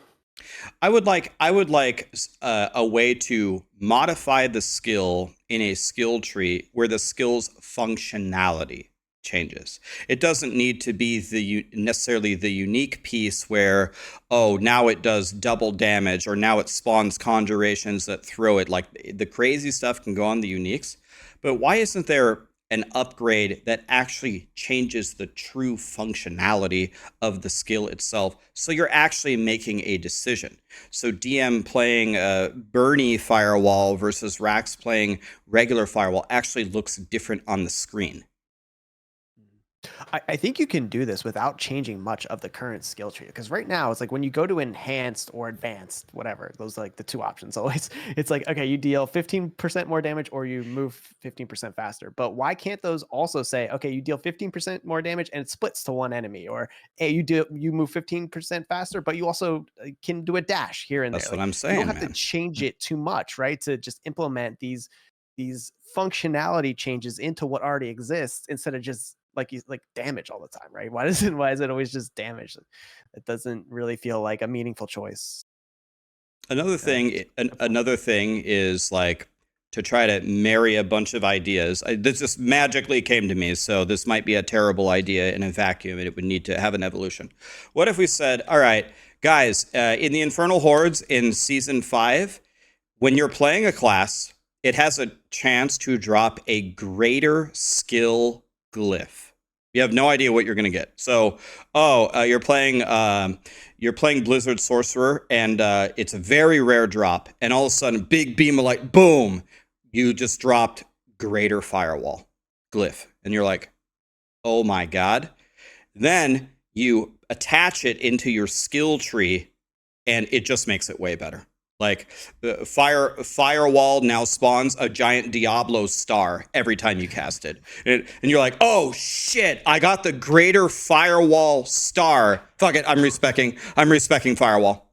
And you just made one of these for all the skills, and that was the season theme.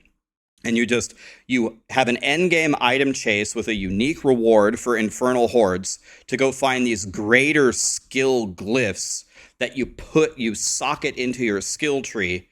And Blizzard, does crazy stuff. It now shoots fireballs, and it shoots lightning, and it shoots the ice thing. It throws all three elements now. So now the enemies are automatically burning and chilled, so you can spec out of your firebolt enchantment. I mean, something like that, man. Like something, like anything. I thought they were kind of going to go that way after Season 3, to be honest. We saw the pet with like the runes, the socket, basically the support gems, as we were all calling it, right? For the pet. So I thought, oh, they're testing this. Like, that was my logic of it. They're testing to have modifiers for skills. And we were all kind of a little hyped about, oh, support gems are coming to D4, and then kind of just went away. I fully agree with that idea. That would have been great.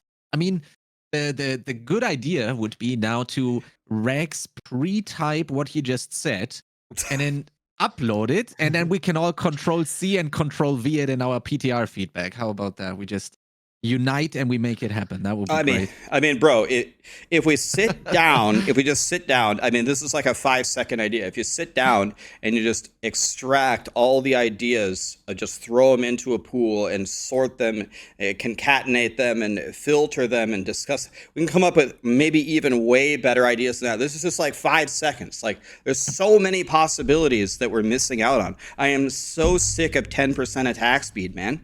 Can we get something fucking going here? Come on, man. 15% attack speed. 16% attack speed. God damn it, man. Yeah, I really liked what you said earlier. I want them to sit down. I mean, maybe they are doing that right now, right? Like, we know the season 4 team is right now coming up with basically like high, not crunch time, but they are probably in that stage right now where they are going like, okay, what are we doing? Or what are we...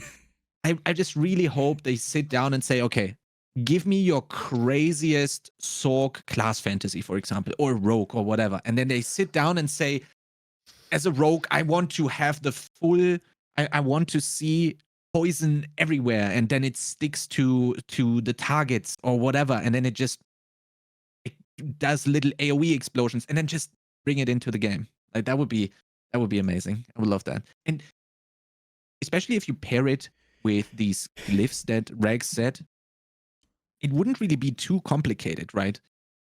I think you wouldn't really make it too hard for the entry-level player. You could get that in the Infernal Hordes that are already available in Multi 3. You would probably get one of the, not the greater one, but maybe you would get like a normal FX or skill glyph or whatever you're gonna call them. And then they can try and see, oh, do I like this? And then they slap it on and they go like, oh, wait, I actually like that. Okay, let me respec now fully. This is looking cool. I want to play this, right? That would create not only diversity, but also it would foster the curiosity of people to try and go with something they have just found. Usually the build is already done while you're going through the game, and it's not going to be like, oh, what is that item? Can I do something with it? That moment is currently not really happening, and I think the glyphs would actually encourage that. That's a really good point. Now, speaking about classes, we do have quite a lot of class changes coming up. We do have a rogue main, a speed level main, and DM has actually been branching out to quite a lot. We have the Immortal Sorg. We've seen Immortal Sorg. We've seen the Necros, the Druids. I don't even... What would you consider your main, DM? A Druid. I mean, Druid, definitely okay. I'd play Druid more than anything, yeah. That's actually not that Poor bad. bastard. I know. Yeah, 17 damage from day one, baby. Well, there was a little bit of light there when we had the Tornado Druid. That was great. But yeah, it's not much since. It's a moment. We had a moment in the sun, and Pulverize was kind of okay in season 2, I guess. True. Yeah, it's actually a little bit better now, I'd say, after the mid-season patch. But yeah. Obviously, the class changes that we have seen for the season 5 PTR, especially for you, DM, then as a Druid main, are a little bit rough on the edges. Did anyone figure out what they are trying to do with going into season 5? Is it just something we throw something out there? So I got a leak from Blizzard. They sent me a text. They said Sorcerer was a mistake and Druid's not far from it, and that they're trying to remove both of those classes from Diablo. But no, the truth of it is, like, okay, someone actually did the math. I forget who it was, but that technically we actually gained damage, even though that Shepherd got nerfed. People are feeling bad about it because Shepherd was, like, a lot of people were using Shepherd, right? Especially on two-hand, etc. And then you had the whole pet thing. So then they nerfed the pets, which was actually a bug. And now you don't have Shepherds again. So it feels like a nerf. So that one kind of hurt for people that are using Shepherd at the moment. But you don't actually use Shepherd in like all the variants of the build. And then the Thunder, what was it? Thunderstruck, I believe. It caps now. And I think that was like a 50% nerf into that as well. But they buffed everything else. So it's kind of like it's like a grab bag, dude. Like there's some like, oof, like why? Why Debilitating Roar got this, massive nerf. But then they move the survivability to all the other things. So you're like, okay, I guess, all right. And then, they buff all the other things, but then Thunderstruck gets nerfed, then Shepherd gets nerfed. So it's not as bad. I guess mathematically it's supposed to be better, but it's some of it just feels bad because you're as a druid, you're kind of feeling like you're already getting shit on, and then you just see stuff that you're using getting changed, and you're kind of like, that doesn't feel very good. Well, another thing about druids is I don't understand. So they said that they were going to start cooldowns at the end of their cooldown to prevent you getting an infinite of anything. Rage. And then they put it to Grizzly Rage. It's like, guys, it's not one glove fit all. You're supposed to have Grizzly Rage up all the time. This isn't Flame Shield from Sorcerers. You can't apply the same fix to every single cooldown. You just screwed over Druid players. I didn't realize I was immune, apparently, in Grizzly Bear form. It doesn't make any sense to me either. I was kind of wondering that.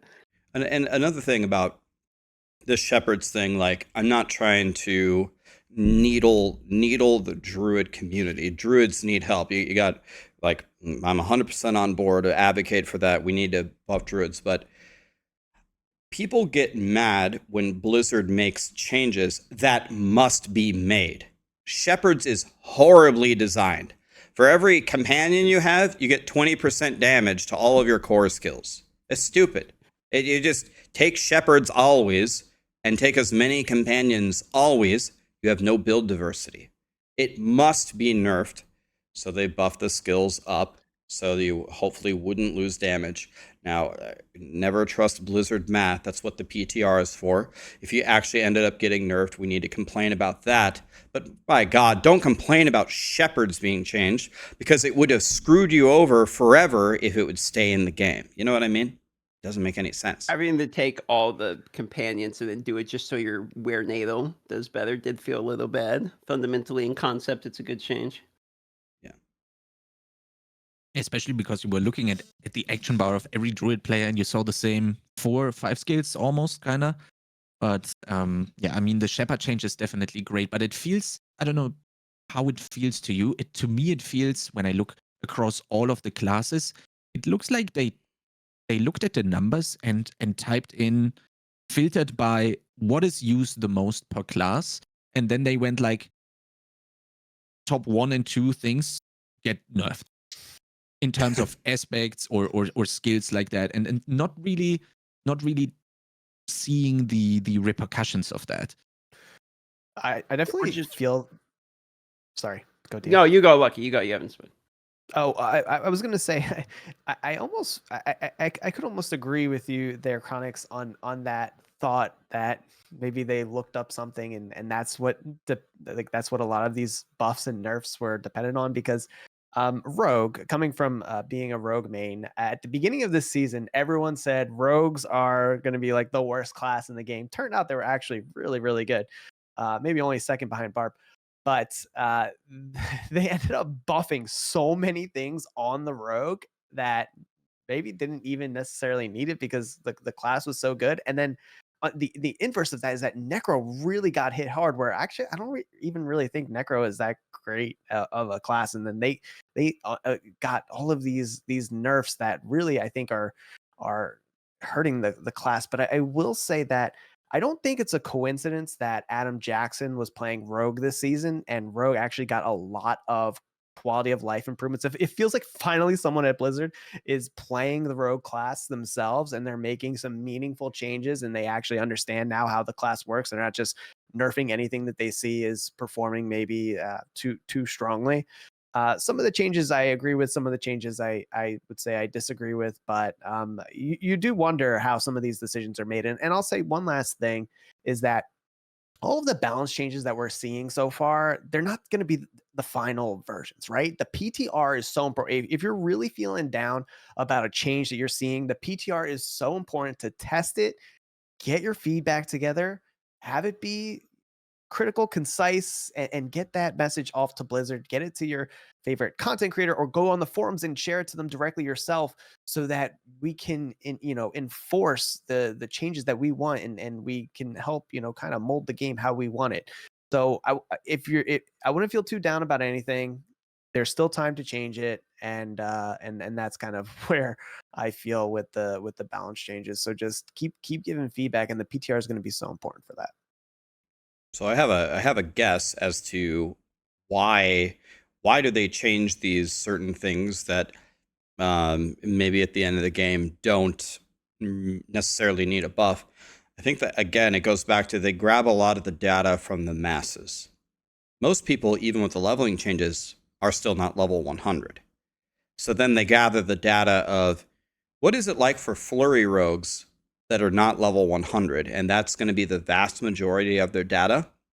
And even if flurry rogue is only 5 pit levels behind the barb, Blizzard will say, okay, well, if we buff Flurry might end up being number 1 in the pit, but we're absolutely willing to pay that price to help all these struggling rogue Flurry players in the early game, because our data says that they're quitting or they're having trouble or their clear times in the nightmare dungeons are way higher. So we got to give it a dash. We got to give it a lot of extra buffs. That's where I think the data comes from. That would be what I think is the main thing that they point to. And it is not a coincidence. I know that this happens, where when the Blizzard devs actually get around to playing the different builds and they experience it for themselves, then the very next patch, that's usually when you see, oh yeah, this does feel like dog shit. They were right. I better change this. Yeah, I'm going to set up a tracker that tracks what Adam Jackson is playing, because he was playing Flurry Rogue this season. So there we go. You can basically magic 8-ball predict what is going to get a big overhaul if you follow him on Twitter, I guess. Yep. So that was quite interesting. I have to go back and see what he played in season 3, and if that was available. I need to check that. If that was he probably Minion played Necro, Minion Necro, yeah. Exactly. Then That's what I was gonna say. my theory kind of holds true here. So we will have to check the Twitter here. I'll be on it for sure. But I mean, isn't that exactly what you kind of want to have? I think that's a good step in the right direction, right? No, Like you need. I want 5 Adam Jacksons playing every build every season. I don't want one Adam Jackson playing one build and then that's the class that gets updated really good every single season. I love Adam Jackson. I'd love 5 of them. 6 one Spiritborn comes. I don't think that is the answer. I'm sorry, Chronix, for interrupting there, but it's just something that I felt so strongly about. Like, we shouldn't only have one Adam Jackson. I think Blizzard could spring for it. Like, I would love to see meaningful changes like the Rogue is getting for every class, and I don't even play them. I would just love for everyone to have that. I mean, it goes back to a concept like when I had my 9-to-5 job. I was for a couple of years, I was an underwriter at an insurance company, and there are tests that you can take to kind of prepare you for being an underwriter, right? And so people would apply to come be an underwriter, and I could tell you, without talking to anybody, I could always tell you who was going to be the most impactful on the team when they come in right away. It is never the people who take tests and think about being an underwriter. It's always the people who have been an underwriter before. Experience is infinitely better than just sitting in a classroom and being educated about what should happen. It's just, it works in all facets of life. So we could sit here and make tons and tons of Word docs and spreadsheets for Blizzard and say, we all cumulatively played this for 1,000 hours, and these are our findings. But that's nothing compared to if the Blizzard team just goes plays for 100 hours and tests it themselves and then goes to make the changes. It works this way in every facet of life. I gotta point out and defend him here a little bit. I've seen multiple posts of multiple level 100 characters for a lot of Blizzard devs. So they are doing right what we asked them to, right? So I want to... I'm glad they have identified what Rag says is going to be key to keep pushing D4 into the right direction. I just wanted to point that out, right? Like it's not only one Adam Jackson here that is trying to do that. We see. Go ahead, Rex. I was going to say, and that's exactly why the seasons have been better, and the patch notes 100%. have been, in general, better than they have been before. 100% agree. I'm sorry, I can't remember the name of the new edition that everyone was so hyped about when we saw him on the season 4 PTR stream. Colin, I think, right? Exactly. And you can, like, we see this new, we see these new faces that are coming in, and we see the change that is actually happening. So unfortunately, I think there's just a little bit of time, or maybe even a lot of time, that we need to give them to be able to make the changes that we kind of want for the game, especially when it comes to class balance, because, well, there's probably a lot of stuff to do, not only when it comes to class challenge. So the time to play the flurry rogues and the minion necros is probably very limited in their free time, I guess. I wish we had the option to provide, or to provide them more of that experience somehow, or more free time to get that experience. You guys are forgetting the most important point, though. It's an odd numbered season this time. I've actually heard, they made a post in the Discord. They said that they understand why, and I guess I'm part of the problem. I've pushed that narrative a lot because, I don't know, they told us, they said something about it like 1 year ago, but they said that's actually not how their thing is structured. They said, like, the even and the odd teams get like a ton of hate. Like, the even team is actually the good team. They said that internally that's actually now not how it's structured. They said they were going to clarify it in a campfire chat, but they still haven't. So I don't know how it works. I just know that meme is actually not how it works. But honestly, I'm okay with just keeping it anyway, because, I mean, who cares? It's a good meme, man. You just gotta spin into the meme. I mean, if Druids become the best class, they're still going to be the 17 damage class. It's never going to change. It doesn't matter. It's definitely looking like that. If we compare season 4 and season 5, I definitely have to play into the meme being actually true. I also, when I first saw the patch notes for the season 5 PTR, I was like, yeah, well, I mean, it's an odd number. There you go, right? But I mean, maybe go. Let's play the season 5 PTR first before we really go and say, like, yeah, okay, it's an odd season. There we go. I'm really hoping that we can make it work with the feedback that we are going to provide as a community. And I mean, if I looked at season 4 PTR and then what we actually got, I think there were quite a lot of small improvements that actually happened and made the season the success it actually has. So we have the chance again to make an impact and try to improve it as much as we can as a community. I guess that's a very good opportunity to take, and we should definitely grab it. Really looking forward to that. So one thing to say something nice. Hopefully I'm not known as like the evil negative Nancy. One thing to say something nice about Blizzard is I was kind of expecting season 5 to kind of be pretty meh, because they said they prepped us ahead of time. It's only a 2-month season. The big expansion is coming. If ever there was a time to kind of not try very hard, it would have been season 5. I mean, I read the patch notes. They're not perfect, but the magnitude of the changes, the new end game mode, one that might actually be pretty fun. I'm actually pretty pleased with the amount that they put into the season. I thought they could have gotten away with doing a lot less. So I give Blizzard credit for, I guess, not sleeping on it and actually caring to make something exciting. Agreed. My concern was going to be season 5 is season 4 2.0, and that the whole season 5 mechanic is going to be they're just reworking tempering and like making season 4 better. It's like, I was kind of hoping, like, please don't have that be the case. So when I saw there was a game mode, there's kind of I know there's I could talk about rewards and all that, but like that's literally what I want is more game modes. So I was pretty satisfied seeing it. Other than, I would love to see Druids become triple S tier, but we'll see one day. No. Come on, man. You can't take you take a hope from man, and there's nothing left. Not gonna happen. I was trying to pinpoint exactly what I wish for in a season 5 before we actually got around to any kind of information. And I settled to, well, it's gonna sound like not that great, but like I was like I'm super happy if I just with finger marks here, I just get a loadout and an auction house and a leaderboards. Like a combination of those two things. And I could have replayed season 4 with those additions.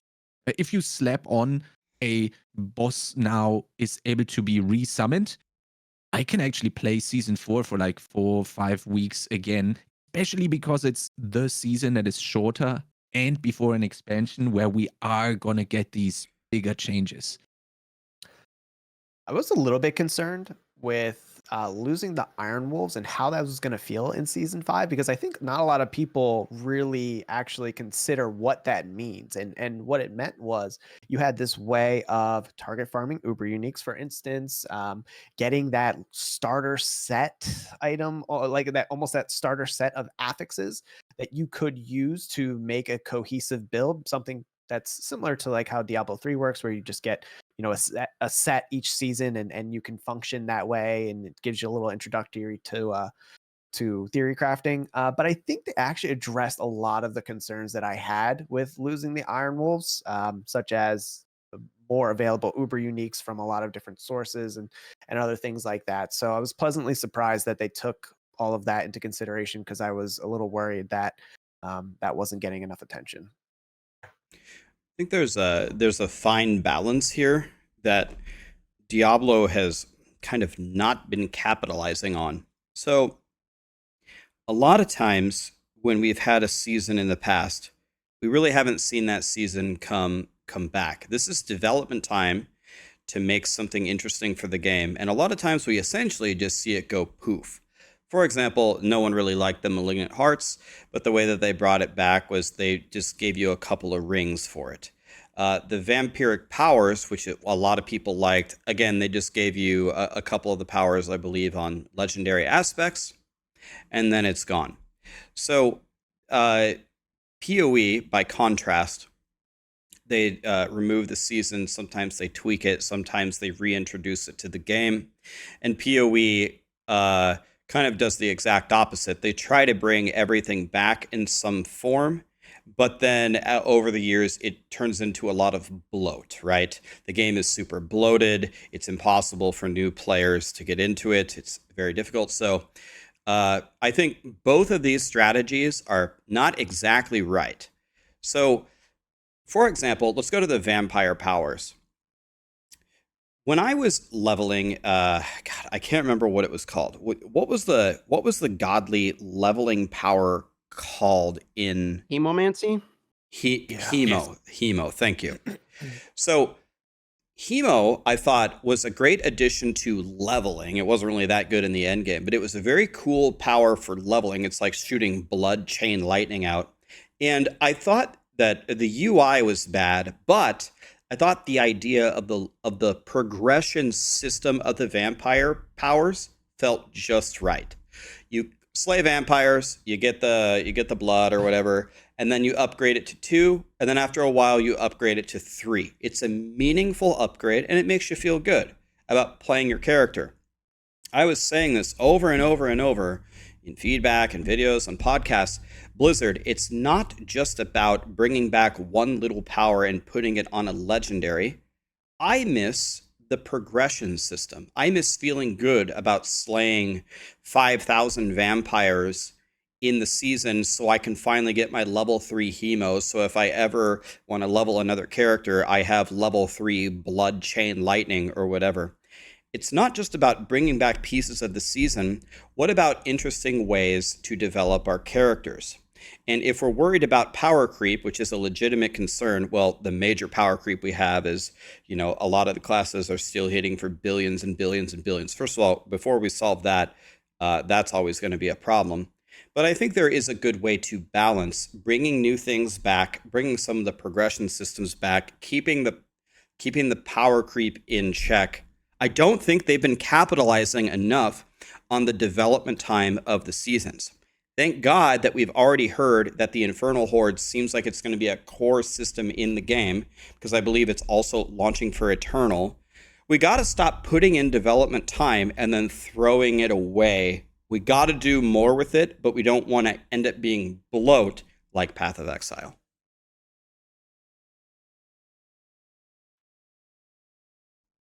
Yes, sure. I've tried understanding now after we've seen the bigger picture of what is coming before the expansion. And I kind of like now looking back at season 1, 2, 3, although season 1, 2, 3 have had their positive points, doesn't it feel like they just had to fill season 1, 2, and 3 somehow? And that's why we don't really see it coming back, except with aspects. In terms of comparing it to season 4 and season 5, we got something new, a new permanent addition to the game, like Pit and the Infernal Hordes in season 5. Can they now, when they have added something like that, with the expansion, go back and say, okay, the stuff that is going to give you the progression that Rex mentioned is now going to be baked into Infernal Hordes? Will we get something new into the pit that is going to be leveling up a different type of system? Is that maybe something that they had or have in mind for the future? Is that something that can be attached to these game modes that are now suddenly being added when they weren't in season 1 and 2 and 3? I mean, I think so, because I feel like that's kind of what they've been doing. Like, season 1, we had Varshan. He came back, and like the Malignant Heart stuff did come back, just not in the Tunnel variant.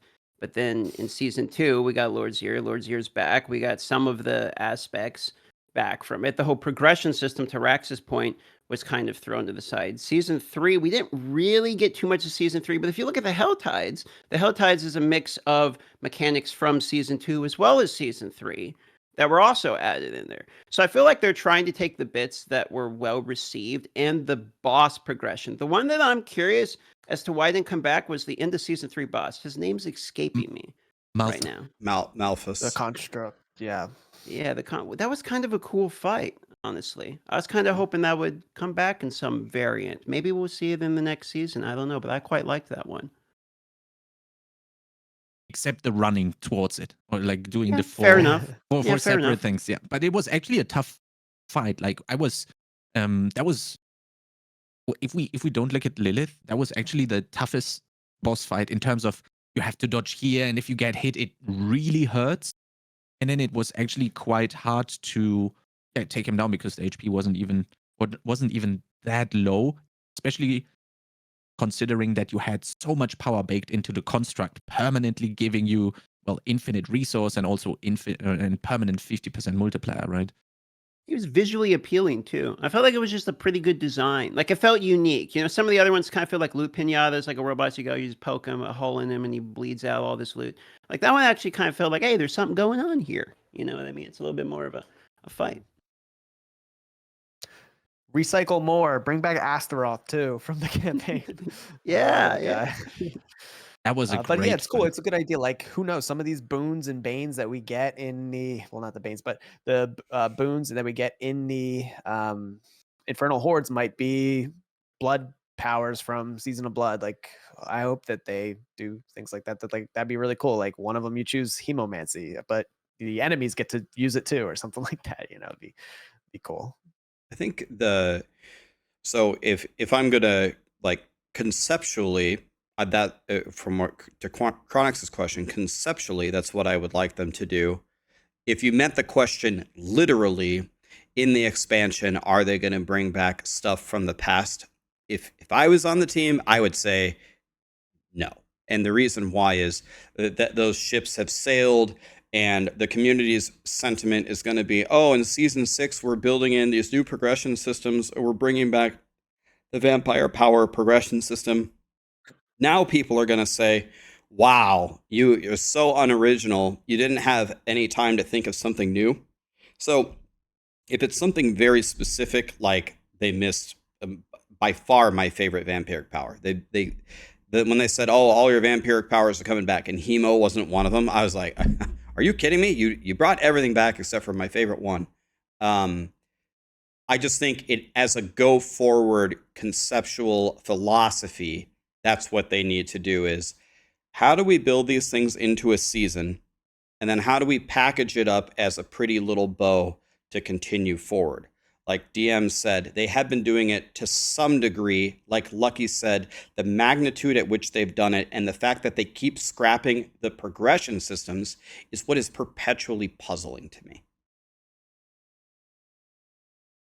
To your point about the expansion, if they repackaged everything into the expansion, then sold back to the people what they had already played in the previous seasons, that would be the worst decision they could possibly make.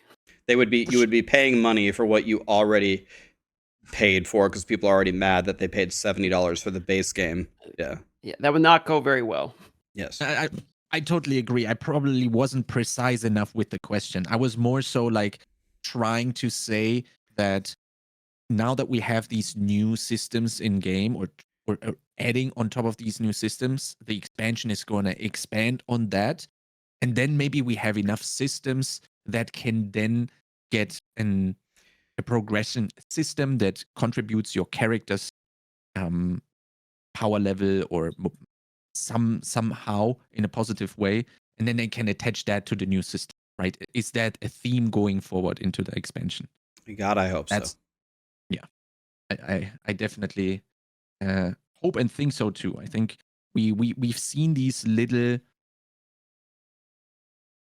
the little system being repeated over and over, right? We're bringing back the stuff, especially I think with the Hell Tides, right? They have dragged the good parts and brought it back and iterated multiple times on it, right? We had the Vamp Tides being the new Hell Tide, and now we have the full Hell Tide replacement. So there is definitely something being done there that I think is just going to get accelerated after the expansion. You guys, kind of a random topic, but you guys pretty hyped for the expansion? Like the new Spiritborn class and all that? You want to talk about the expansion for a second? Because I'm kind of hoping Spiritborn is pretty pog. Maybe it'll be what we all want Druid to be. I'm so looking forward to playing something besides Rogue. Like, I love the class, don't get me wrong, but playing the same class every season, I do it to myself. But I'm really looking forward to testing out a new class, and Spiritborn is the perfect opportunity to, because I like to get in right when a new character is there, and I like to find the builds and test a bunch of stuff. And for a theory crafter, introducing a new character is the best thing you could do. Like, I could go play Barb, I could go play Necro, but it's been theory crafted to eternity at this point. So getting that opportunity of a new class is an experience that you don't get often. I'm really looking forward to that.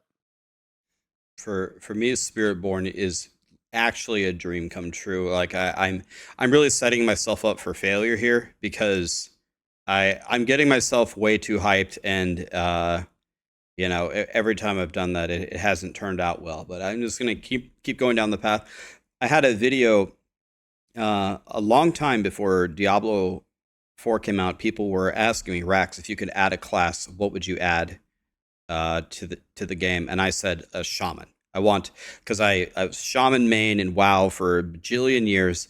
I want the enhancement shaman. I want the elemental shaman. Then people say, well, just play witch doctor. No, witch doctor sucks. Oh, just play druid. A druid is not a shaman. It's not the same at all.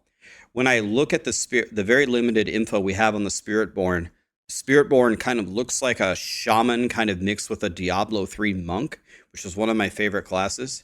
So if the Spiritborn plays like a WoW shaman at all, mixed with a monk, I think this is the only possible class they could add into Diablo 4 that would be better than Barb for me.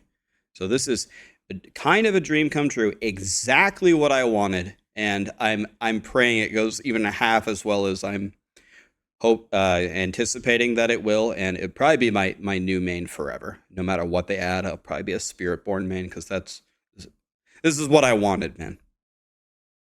So does that mean as soon as we see a totem being put down as the first frame of the video, that it's gonna be the release trailer? I have to watch your stream then, because you're gonna be ecstatic, Rex? Is that how it's gonna go? If it, dude, it opens up putting down a totem and you see Rex go, yes. I spent a lot of years of my life, man, playing shaman. It actually emotionally, it's sad to admit, it just shows you how much of a loser I am. It actually emotionally means something to me. So if it plays like a shaman, there's nothing you could have done that would have made me happier. I'm really curious how they are going to do it, because I have never played Immortal, but I have seen the new class. I forgot the name, but it's some kind Tempest. of Tempest. It's a water weaving, very roguelike, melee heavy, also casting type of stuff. And this is kind of the craziness that we were trying to have with the uniques and the aspects. So if they can somehow take that and put it into the new class that is coming to D4, I would be extremely happy. I'm just very curious if they can pull it off with the theme. I think it's supposed to be a melee character, and I think with a melee character, I'm not sure if you can really do all of the cool stuff that a ranged character can do, because, well, you're close range. You got to be agile, and then I don't know. It's forcing you into some sort of direction. I think when you cast lightning or whatever, you have way more options to go crazier than if you add a melee class. But hopefully I'm wrong, and I get completely excited when I see the class as well. It's talking about expansion, when it's about the, how did they call it, the group focused endgame activity. Is there something that you guys envision or hope for when it comes to that particular thing? Not world bosses and more than 4 players, I think would be cool. Or something that makes clans a thing, or gives clans access to something. Not a requirement either. Like, I don't want it to be like you can only do it with your clans, and now people are stuck having to do clan finder and all that. But a reason to maybe have a clan, something that's more than just 4 players. It's not a loot pinata that falls over immediately. Hopefully it's like a raid from WoW, where you have to like go through something with multiple instances of challenges that maybe has puzzles or at least skill-based things. Worst case scenario, it's 8 people get instance warped into a room. A big guy immediately comes out of the middle with 2 swords and then just goes like this for like 15 minutes, and he's just a big like meat bag. Like, that's worst case scenario.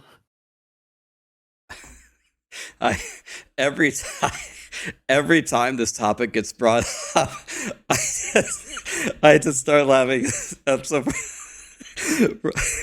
So I can't remember where it was. It might have been like on the actual Diablo video or somebody's YouTube video. But the number one comment that I saw when they announced like these raids, where someone said, players saying, "We want SSF." Blizzard says, "Mandatory forced grouping for the expansion activity." And so that's all I ever think about when I hear about it. I mean, it should be fun. It should be fine. But that's for the rest of time, that's all I'm ever going to remember is that comment. "We want SSF." All right, here's a forced group activity. Yeah, I remember that. I saw that from I saw that too. That is very interesting. It was like the top thing by far, like 5,000 upvotes. I was like, oh my god, dude, unbelievable.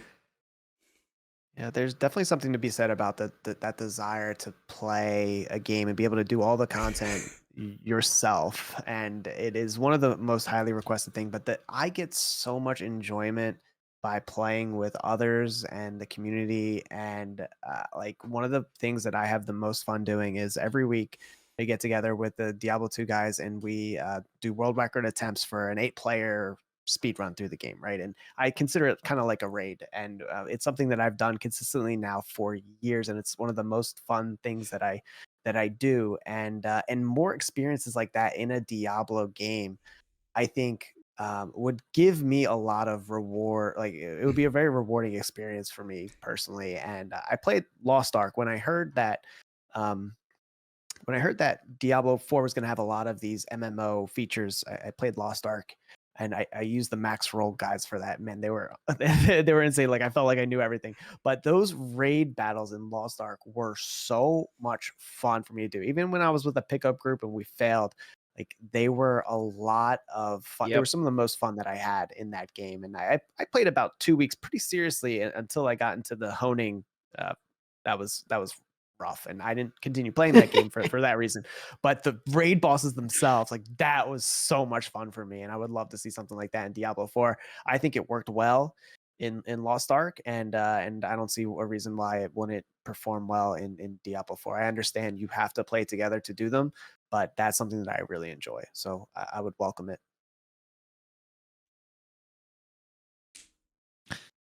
For me, raids is always a very hard topic to really see. I really love the extreme challenge.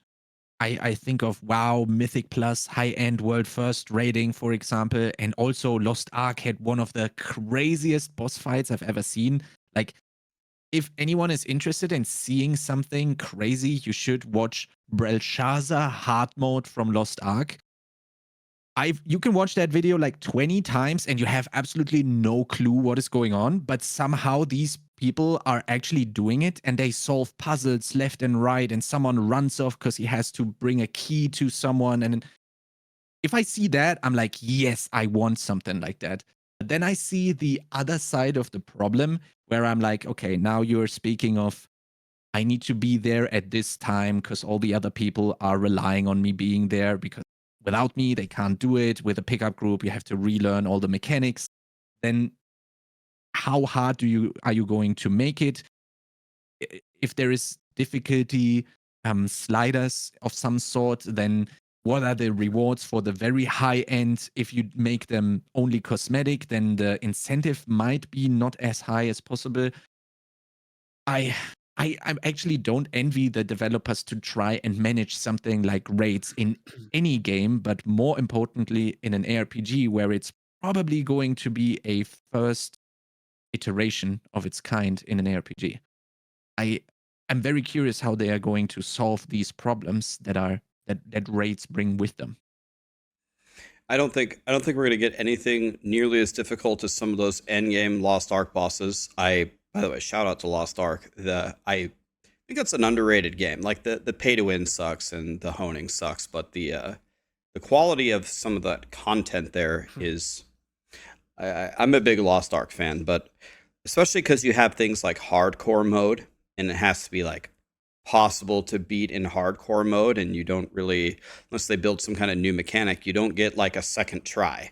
You gotta like get it on the first try with your buddies, and if one person dies, if you have to have 8 people standing on the correct clock position and you don't do it and the whole raid wipes for it, it's not something that I think they're even capable of building into the game because of the structure of it. Unless, even in hardcore mode, you get a death within the boss, lets you redo the boss, unless they do something like that. That wouldn't be very hardcore-esque, but whatever. I don't think we're going to see anything nearly as difficult as we see in Lost Ark.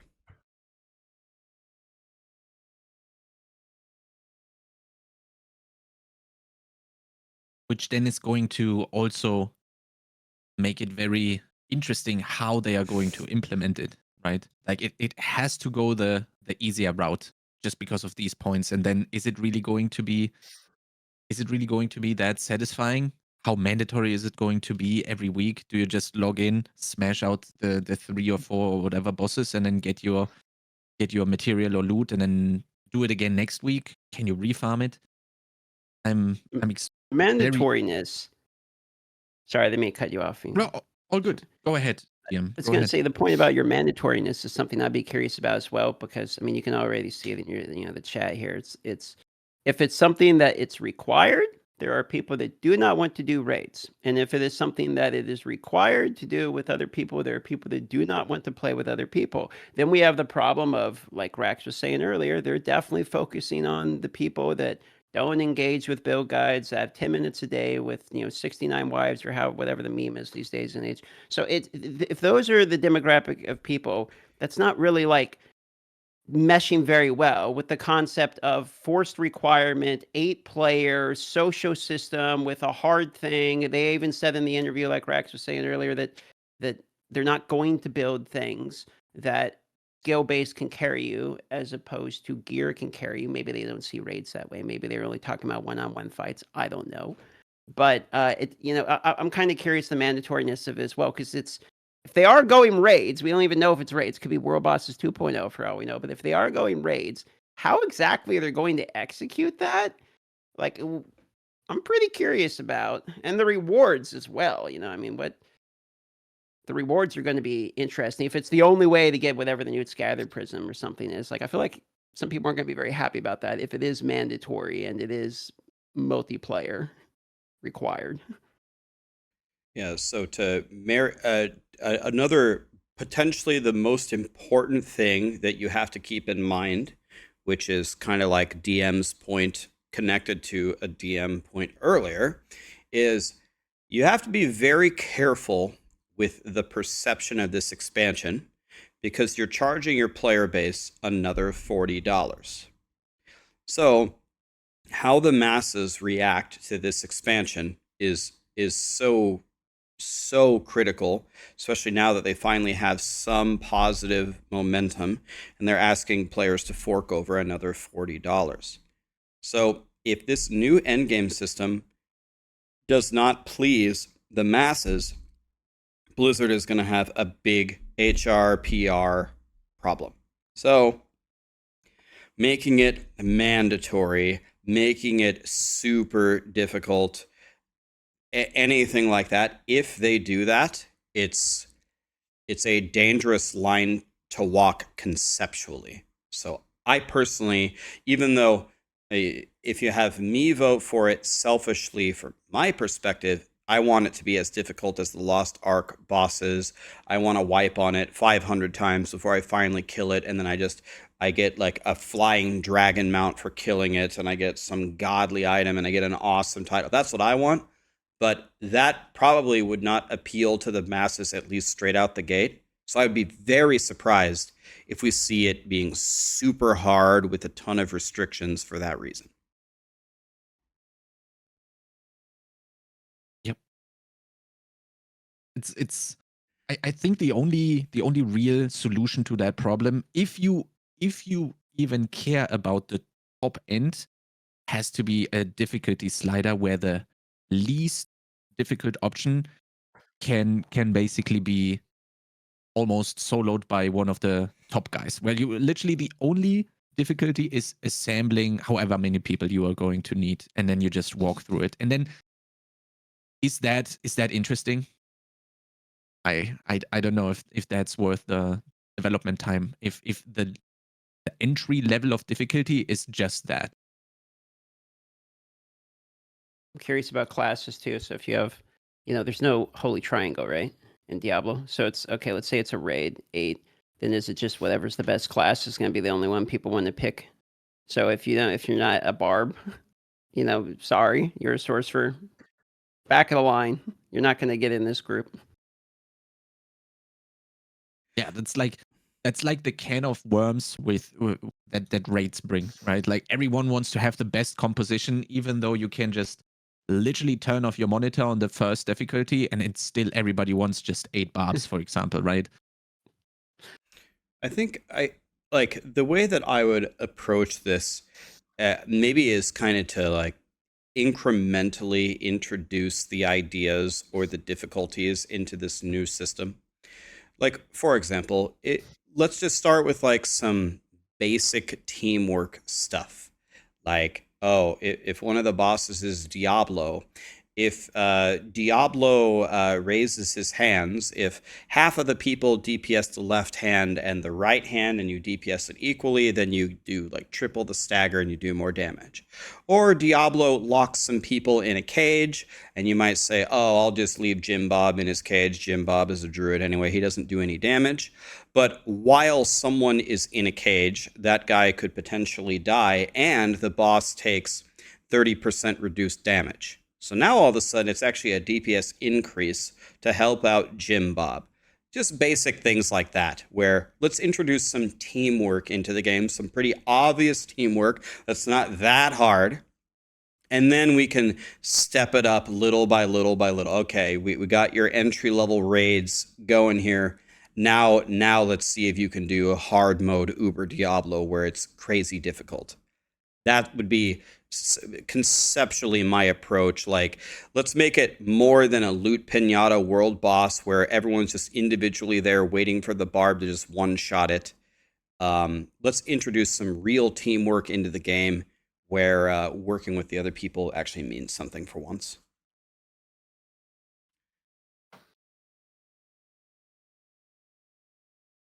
Okay, guys, is there anything burning still on your mind that you want to discuss with the four of us, within the four of us? Else I would say we go and take a look at chat, everyone, and pick the best question that can maybe spark 1 or 2 more minutes of discussion per question, and we do like maybe 2 or 3 more, and then we wrap it up afterwards. I have one question. Sure. It's for Lucky. So I'm assuming that is Bulbasaur, Charizard, and Squirtle. Venusaur, man. There. Bulbasaur. Bulbas, you're right. Venusaur, Bulbasaur's man. evolution. Venusaur. What is the grading?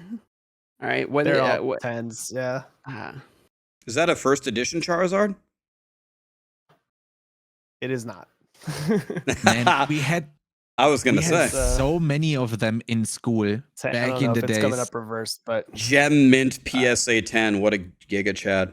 There it is. We had so many of those when I was little.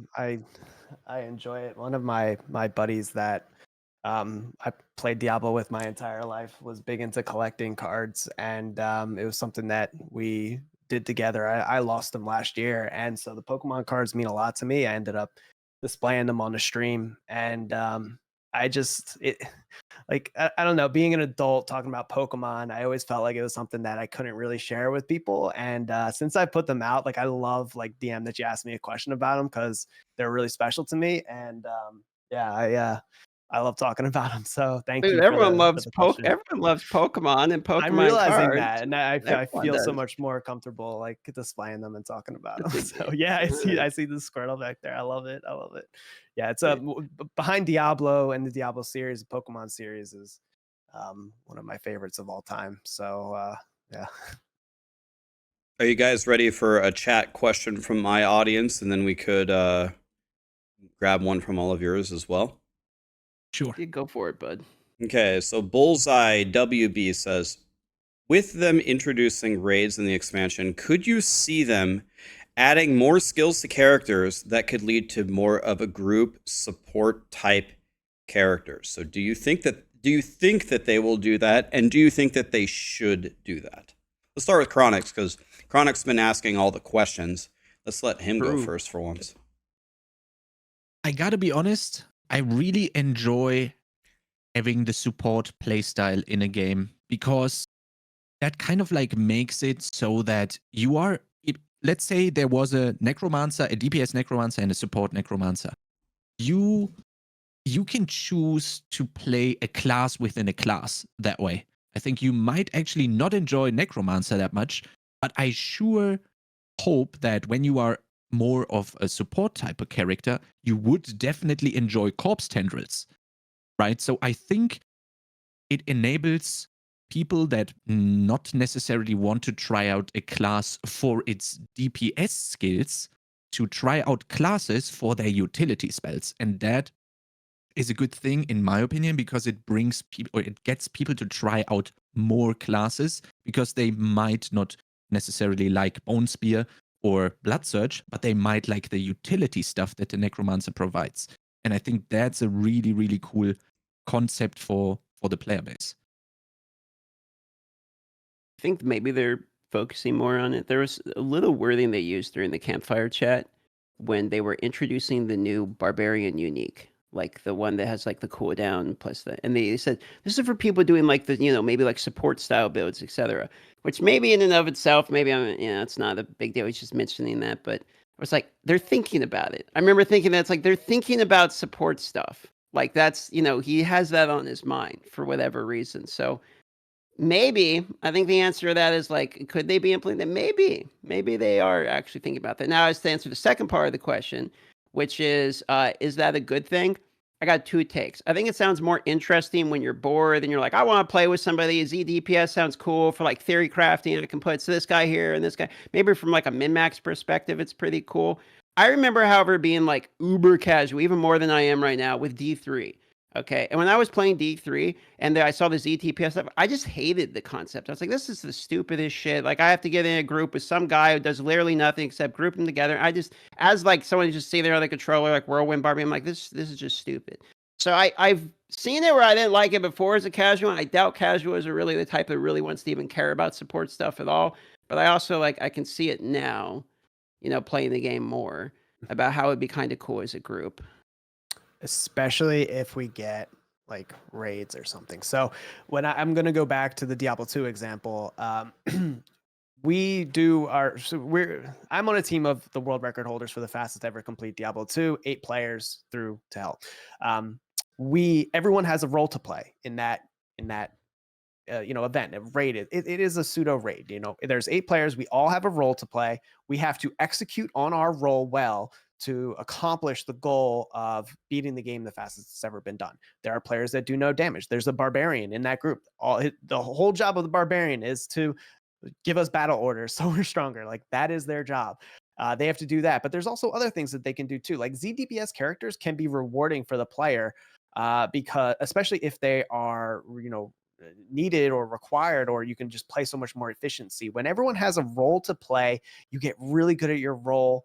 It's fun to get together and be able to have that experience and, really work well as a coordinated team to accomplish a goal. And so I think that it's interesting that they've started down this path of support classes, because I thought I remember them saying it was not something they were interested in. Like, they weren't really interested in ZDPS builds. They don't want group play to outshine solo play. That's, I think, a direct quote at some point. So it's interesting to see this, especially ahead of this new like co-op end game system that they've hinted to in the expansion. So curious if that has anything to do with it, but I like it personally. They did say in the very beginning of Diablo 4's development, that they did not want to make support characters. So that it's like another paradigm shift. For me personally, I think so. I played a lot of different games. Played Diablo 2, played Diablo 3, played World of Warcraft. And one thing that you definitely pick up on as you play them for years and years and years is people like to play these games differently. Not everybody's idea of fun is the same to everybody else's. Even in a game like Path of Exile, for example, I have a couple of friends that only want to play Aura Bot. They just give you insane auras, and they just follow you around, and they make you hit 5 times harder, and they make you invincible. The same things that you see in Diablo 2 with the barbarians giving you battle orders and stuff. In Diablo 3, particularly, the entire endgame of group play is based around a support barb. The support barb is pretty much universally accepted as the highest skill cap, most important, hardest to play thing in the game. And it is so rewarding. It's my favorite thing to play by far. If you can put in thousands of hours trying to perfect how to manipulate these monsters and how to group them up so your DPSers can knock them down with area damage and manipulate the maps. It enabled a whole endgame leaderboard pushing system that would have been completely impossible and so much more boring if Blizzard had omitted it. With raids coming in, there will be people like a husband and wife, or a family, or some friends, where there's that one friend that just loves to play support classes. And if they could go into these raids and just keep everybody alive and debuff the boss, and they go do the little mechanic, put the orbs on the pedestals while everybody else maximizes their damage, some people will love that. And I don't think that's anything unique to casual versus blaster or pro player. I think people have different ways of enjoying the game all the time. I think it's a much better decision for them to enable builds like this, to enable different playstyles. I think it's a lot of benefits and very few drawbacks.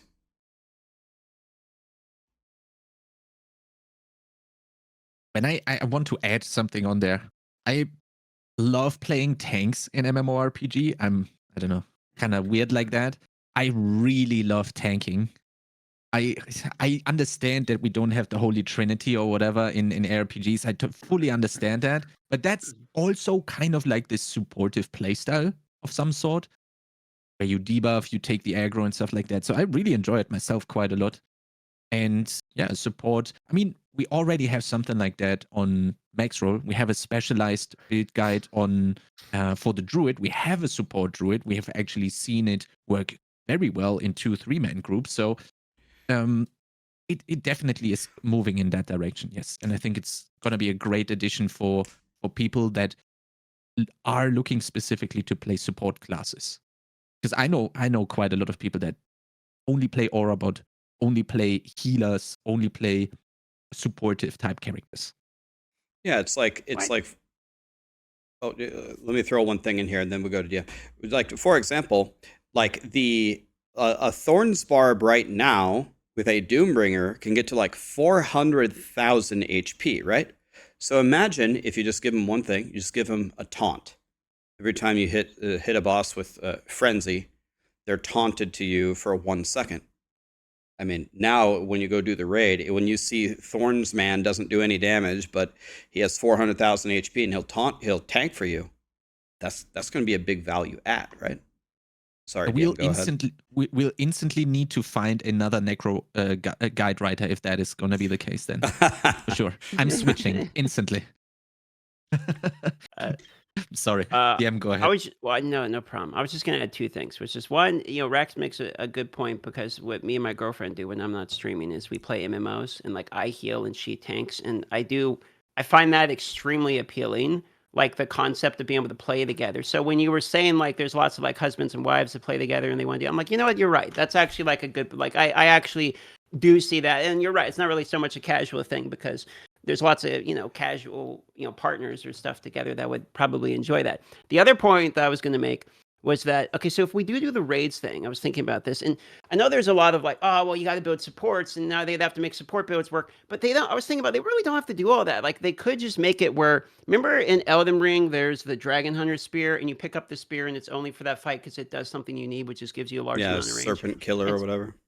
Exactly, Rex. So they could do that same type of things for the raid, which is you pick up a weapon, it becomes your primary weapon. WoW did this as well, where it was like your class was dictated by like the tank that you were going to play in this one Uldar raid or whatever it was. I forgot what it was. You get in a tank and, healing tank, DPS tank, whatever. So you could do that same concept in the Diablo raid, where it's just you go, I'm going to play support this time. You click on and you pick up the support weapon, and then now you're healing with whatever that weapon or something. Maybe you're not playing the build that you min-max to get in there, admittedly, but I'm just saying there's ways that you could get the role inserted within it without suddenly making the game a completely different game and adding holy trinities and adding different builds that bust everything else about the game. That's a cool idea. Yeah. That's like if any of you played WoW, it's like Kael'thas at the end of Tempest Keep, where they drop the legendary weapons, you pick them up, and then they do have superpowers or whatever. And you could also play it differently. Like 1 week you could play that, and the other time you go in there, you play the different thing, and you don't necessarily have to re-roll the class. Yeah. So, yeah, I think here's the thing. So we always sit around here and talk about, okay, Blizzard, you really need to get your shit together. You really need to plan for all this stuff. You need to have everything ironed out. And every time you just willy-nilly release something, it's always a catastrophe, and then you have to redo it, right? But I'll say something a little bit dangerous. Some of the best things that have ever like emerged out of video games are not exactly planned. Like, for example, one of the most famous shooter games was Halo, right? And I believe the story on Halo is they put all the development time into the campaign, and they threw multiplayer together in like a day. They made some maps and said, okay, we'll run around and shoot each other. But the Halo 1 multiplayer was god tier. It was amazing, and it was just completely accidental. And when Blizzard was making Diablo 3, they didn't sit there and say, well, we want to make support barbarian, so we're going to design this specific stuff to make sure that it emerges as a real build. What happened is they just made some powers, and then the community created that archetype, and it just ended up being godly. Then Blizzard looked back and said, well, everybody loves playing this, and it's enabled a whole new endgame meta. I guess we just leave it, and they never nerfed it. So I think any of the three options could work. You could carefully calculate it and build it into the game. You could do exactly what DM said and put in little interesting objects or weapons that create the experience and how you want to use it. Or you can just think of some cool powers and throw them in there and let the community come up with it. And sometimes that third option is what generates the most interesting metas. I've seen it before.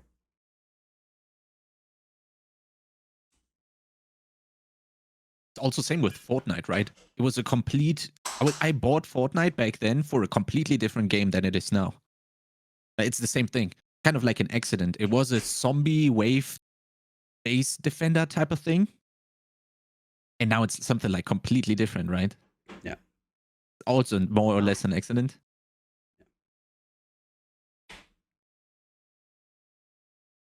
Did Fortnite really? I'm laughing because I'm sitting here thinking about the single player variant that they had for a while, where you could go get all these materials and then build the houses. And there was this whole like people were scamming each other in Fortnite to try to get materials to build a house. I was laughing about it because I remember seeing this YouTube video of this kid getting scammed for like 9,000 springs or whatever the fuck it was, and he's just freaking out. My goddamn spring! Like, man, I was thinking about. You're right. Fortnite is not what it started at for sure. Now there's like racing games and so it's like a Roblox or something now. It's just like it's like a hub for all these other games, right? That makes total sense. Happy accidents. Maybe that's the way to go. Just try out stuff, right? Every Sounds single great. thing doesn't have to be pre-calculated and planned. You could be like, all right, well, this legendary power, it makes you do more damage when you do like this certain combination. I don't really know how this fits into the game, but here it is, and I challenge you, community. Try to make something with it. Here you go. Believe me, if they'll find it if it exists.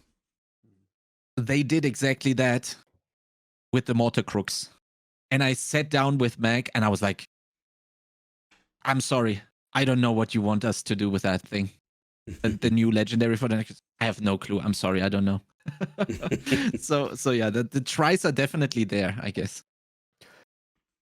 All right, in the interest of time, why don't I give us our next chat question? Sure. And I do believe that Blizzard watches these and has a good sense of what the community is feeling. And this is a topic I think that is pretty important for me, at least. And it revolves around the sense of community and keeping people in your game, so they don't have to go to third-party sites to interact with the game that you're playing, right? You should stay in the game. And with that said, auction house or some sort of in-game trading platform. How about just quick pros and cons of adding that to Diablo 4 from this group? We'll start with Chronix. How do you feel on it?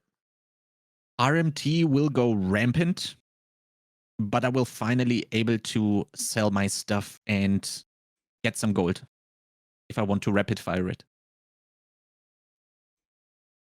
And I would say RMT is already rampant and will always be rampant. Like seriously though, like it's always going to be a problem. So I would not base my solution around trying to solve a problem that is borderline unsolvable.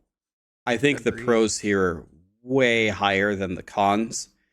I think it's a must add. It's kind of like loadouts. I think you just add it.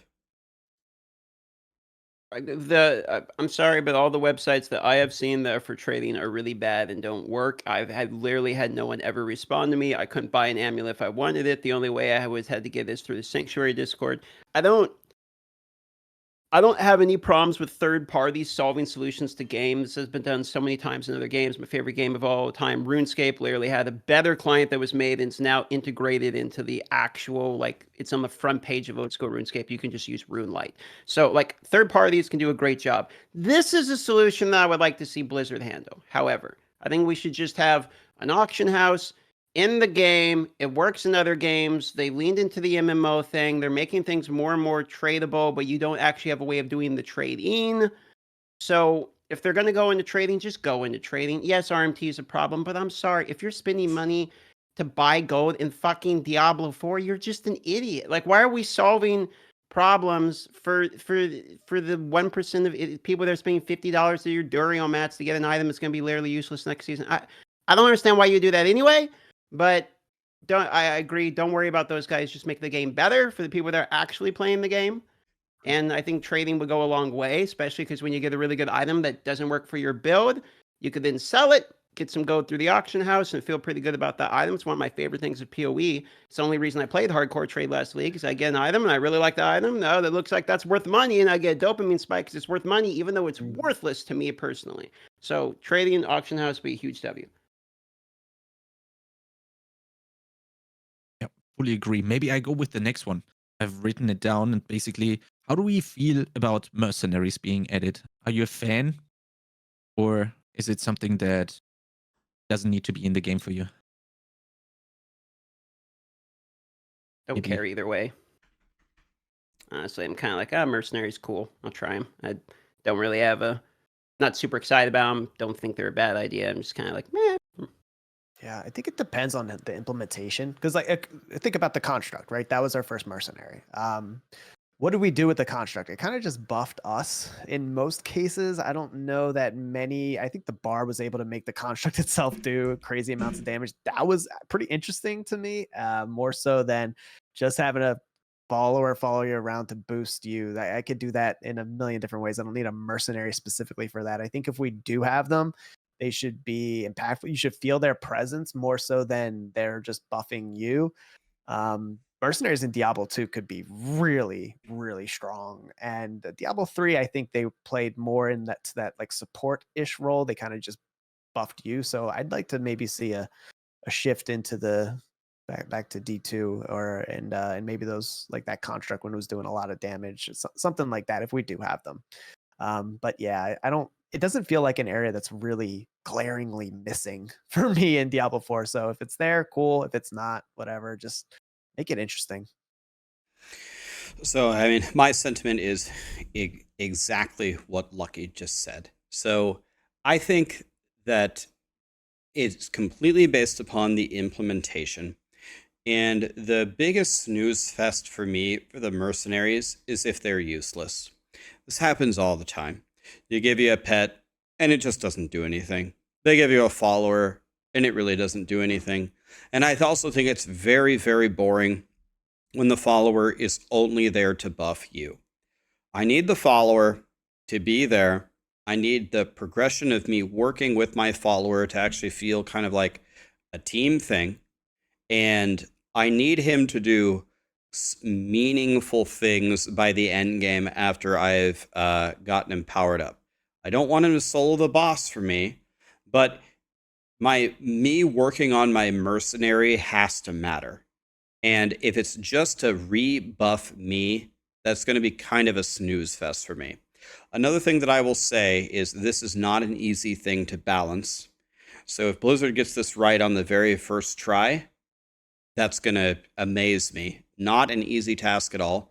I would not like to be tasked with that. But I want the mercenary progression to matter. I want him to actually do something.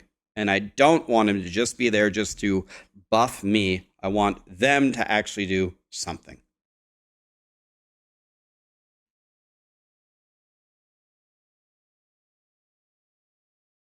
Yep. Do we have a last question, or was that it? It's up to DM. Let's see here. I don't have, no one's really been leaving too many questions here for it. People are just more commenting on the talk here. So if you have a question, you can leave it. Kronks, if you got one, you can poll yours. Otherwise, give people like 15 seconds here. I'm sure they'll leave a question for the group. Well, I have a question for DM. Have you ever heard of a biggie bag? Dude, this shit again. You and your biggie bag, dude. It's I'm important, gonna man. start ordering you. I have your address from the hoodies. So I'm gonna start ordering you biggie bag after biggie bag after biggie bag every time you bring it up, and you're just gonna be flooded by them because this is like the 15th time. They are a good deal though, but they're not as good in Alaska. The biggie bag is not like $5 here; it's like $8.99 or something. This seems We like get an. scammed on. I love this IRL mechanic that has just been added to my patch notes. I can think of many ways to abuse this. Every time I say biggie bag to DM, I'm going to get DoorDashed a biggie bag. I didn't really think this one through. Okay, guys, then we'll wrap it up here. I want to thank you guys so much for your time. It was a pleasure. I hope we get to do this again in the future. Thank you guys so much. This will be uploaded to the maxroll.gg YouTube channel. If you guys could share that link as well on your Twitch streams real quick right after the talk, where we are also going to have some other content coming up, not only D4 related, but also for every other game that we have on the website currently. And yeah, if you have some famous last words, that's the time right now. I like the background you got there, Chronix. Very clean, like with the color coming in from the bottom, and you got the pads and on that back. Pretty nice. Thank you so much. No, just thank you for having me. This was a really fun panel, really fun discussions today, and looking forward to season 5, eventually the expansion. Thanks again. Make sure you get Elden Ring, everybody. Oh yeah, it's on my list. On my list now for Play. sure. And I by the way, I'm not exaggerating here. It's not a joke. When you fight Millennia and when you fight Mesmer and when you fight the final boss of the DLC, ping me on Discord. Okay. Ping me when you're fighting them. And do you immediately get into, like, will you feel the DLC and the base game right when you start up, or do you have to beat the game first and then like you have the You got DLC? beat. Like, You got to you know- get. You don't have to beat the game, but you have to get like pretty far into the original in order to unlock the area. I'm thinking like D2 when LOD came out, like you would have runes that you could get immediately in like the earlier stages, but it's not. So it sounds like it's like after the, or It's a whole well area. into- you have to get very, very far. You have to kill 2 of the hardest bosses in the game to unlock the DLC. It will be like, if you're going to stream it, it'll be a week-long experience minimum. Yeah, I gotta find a free week, and then maybe there is something, maybe be after last Epoch or something like that, and then I will have to dive in after today. I will not get around it. Stream would probably love it. To play. I mean, even if the stream don't love it, like it's worth the play just for the hell of the game. Yeah. It's pretty fun, man. I will. Thank you so much. Okay, guys. Thank you so much, and have a great day, everybody. Yeah, GG's. thanks for the invite.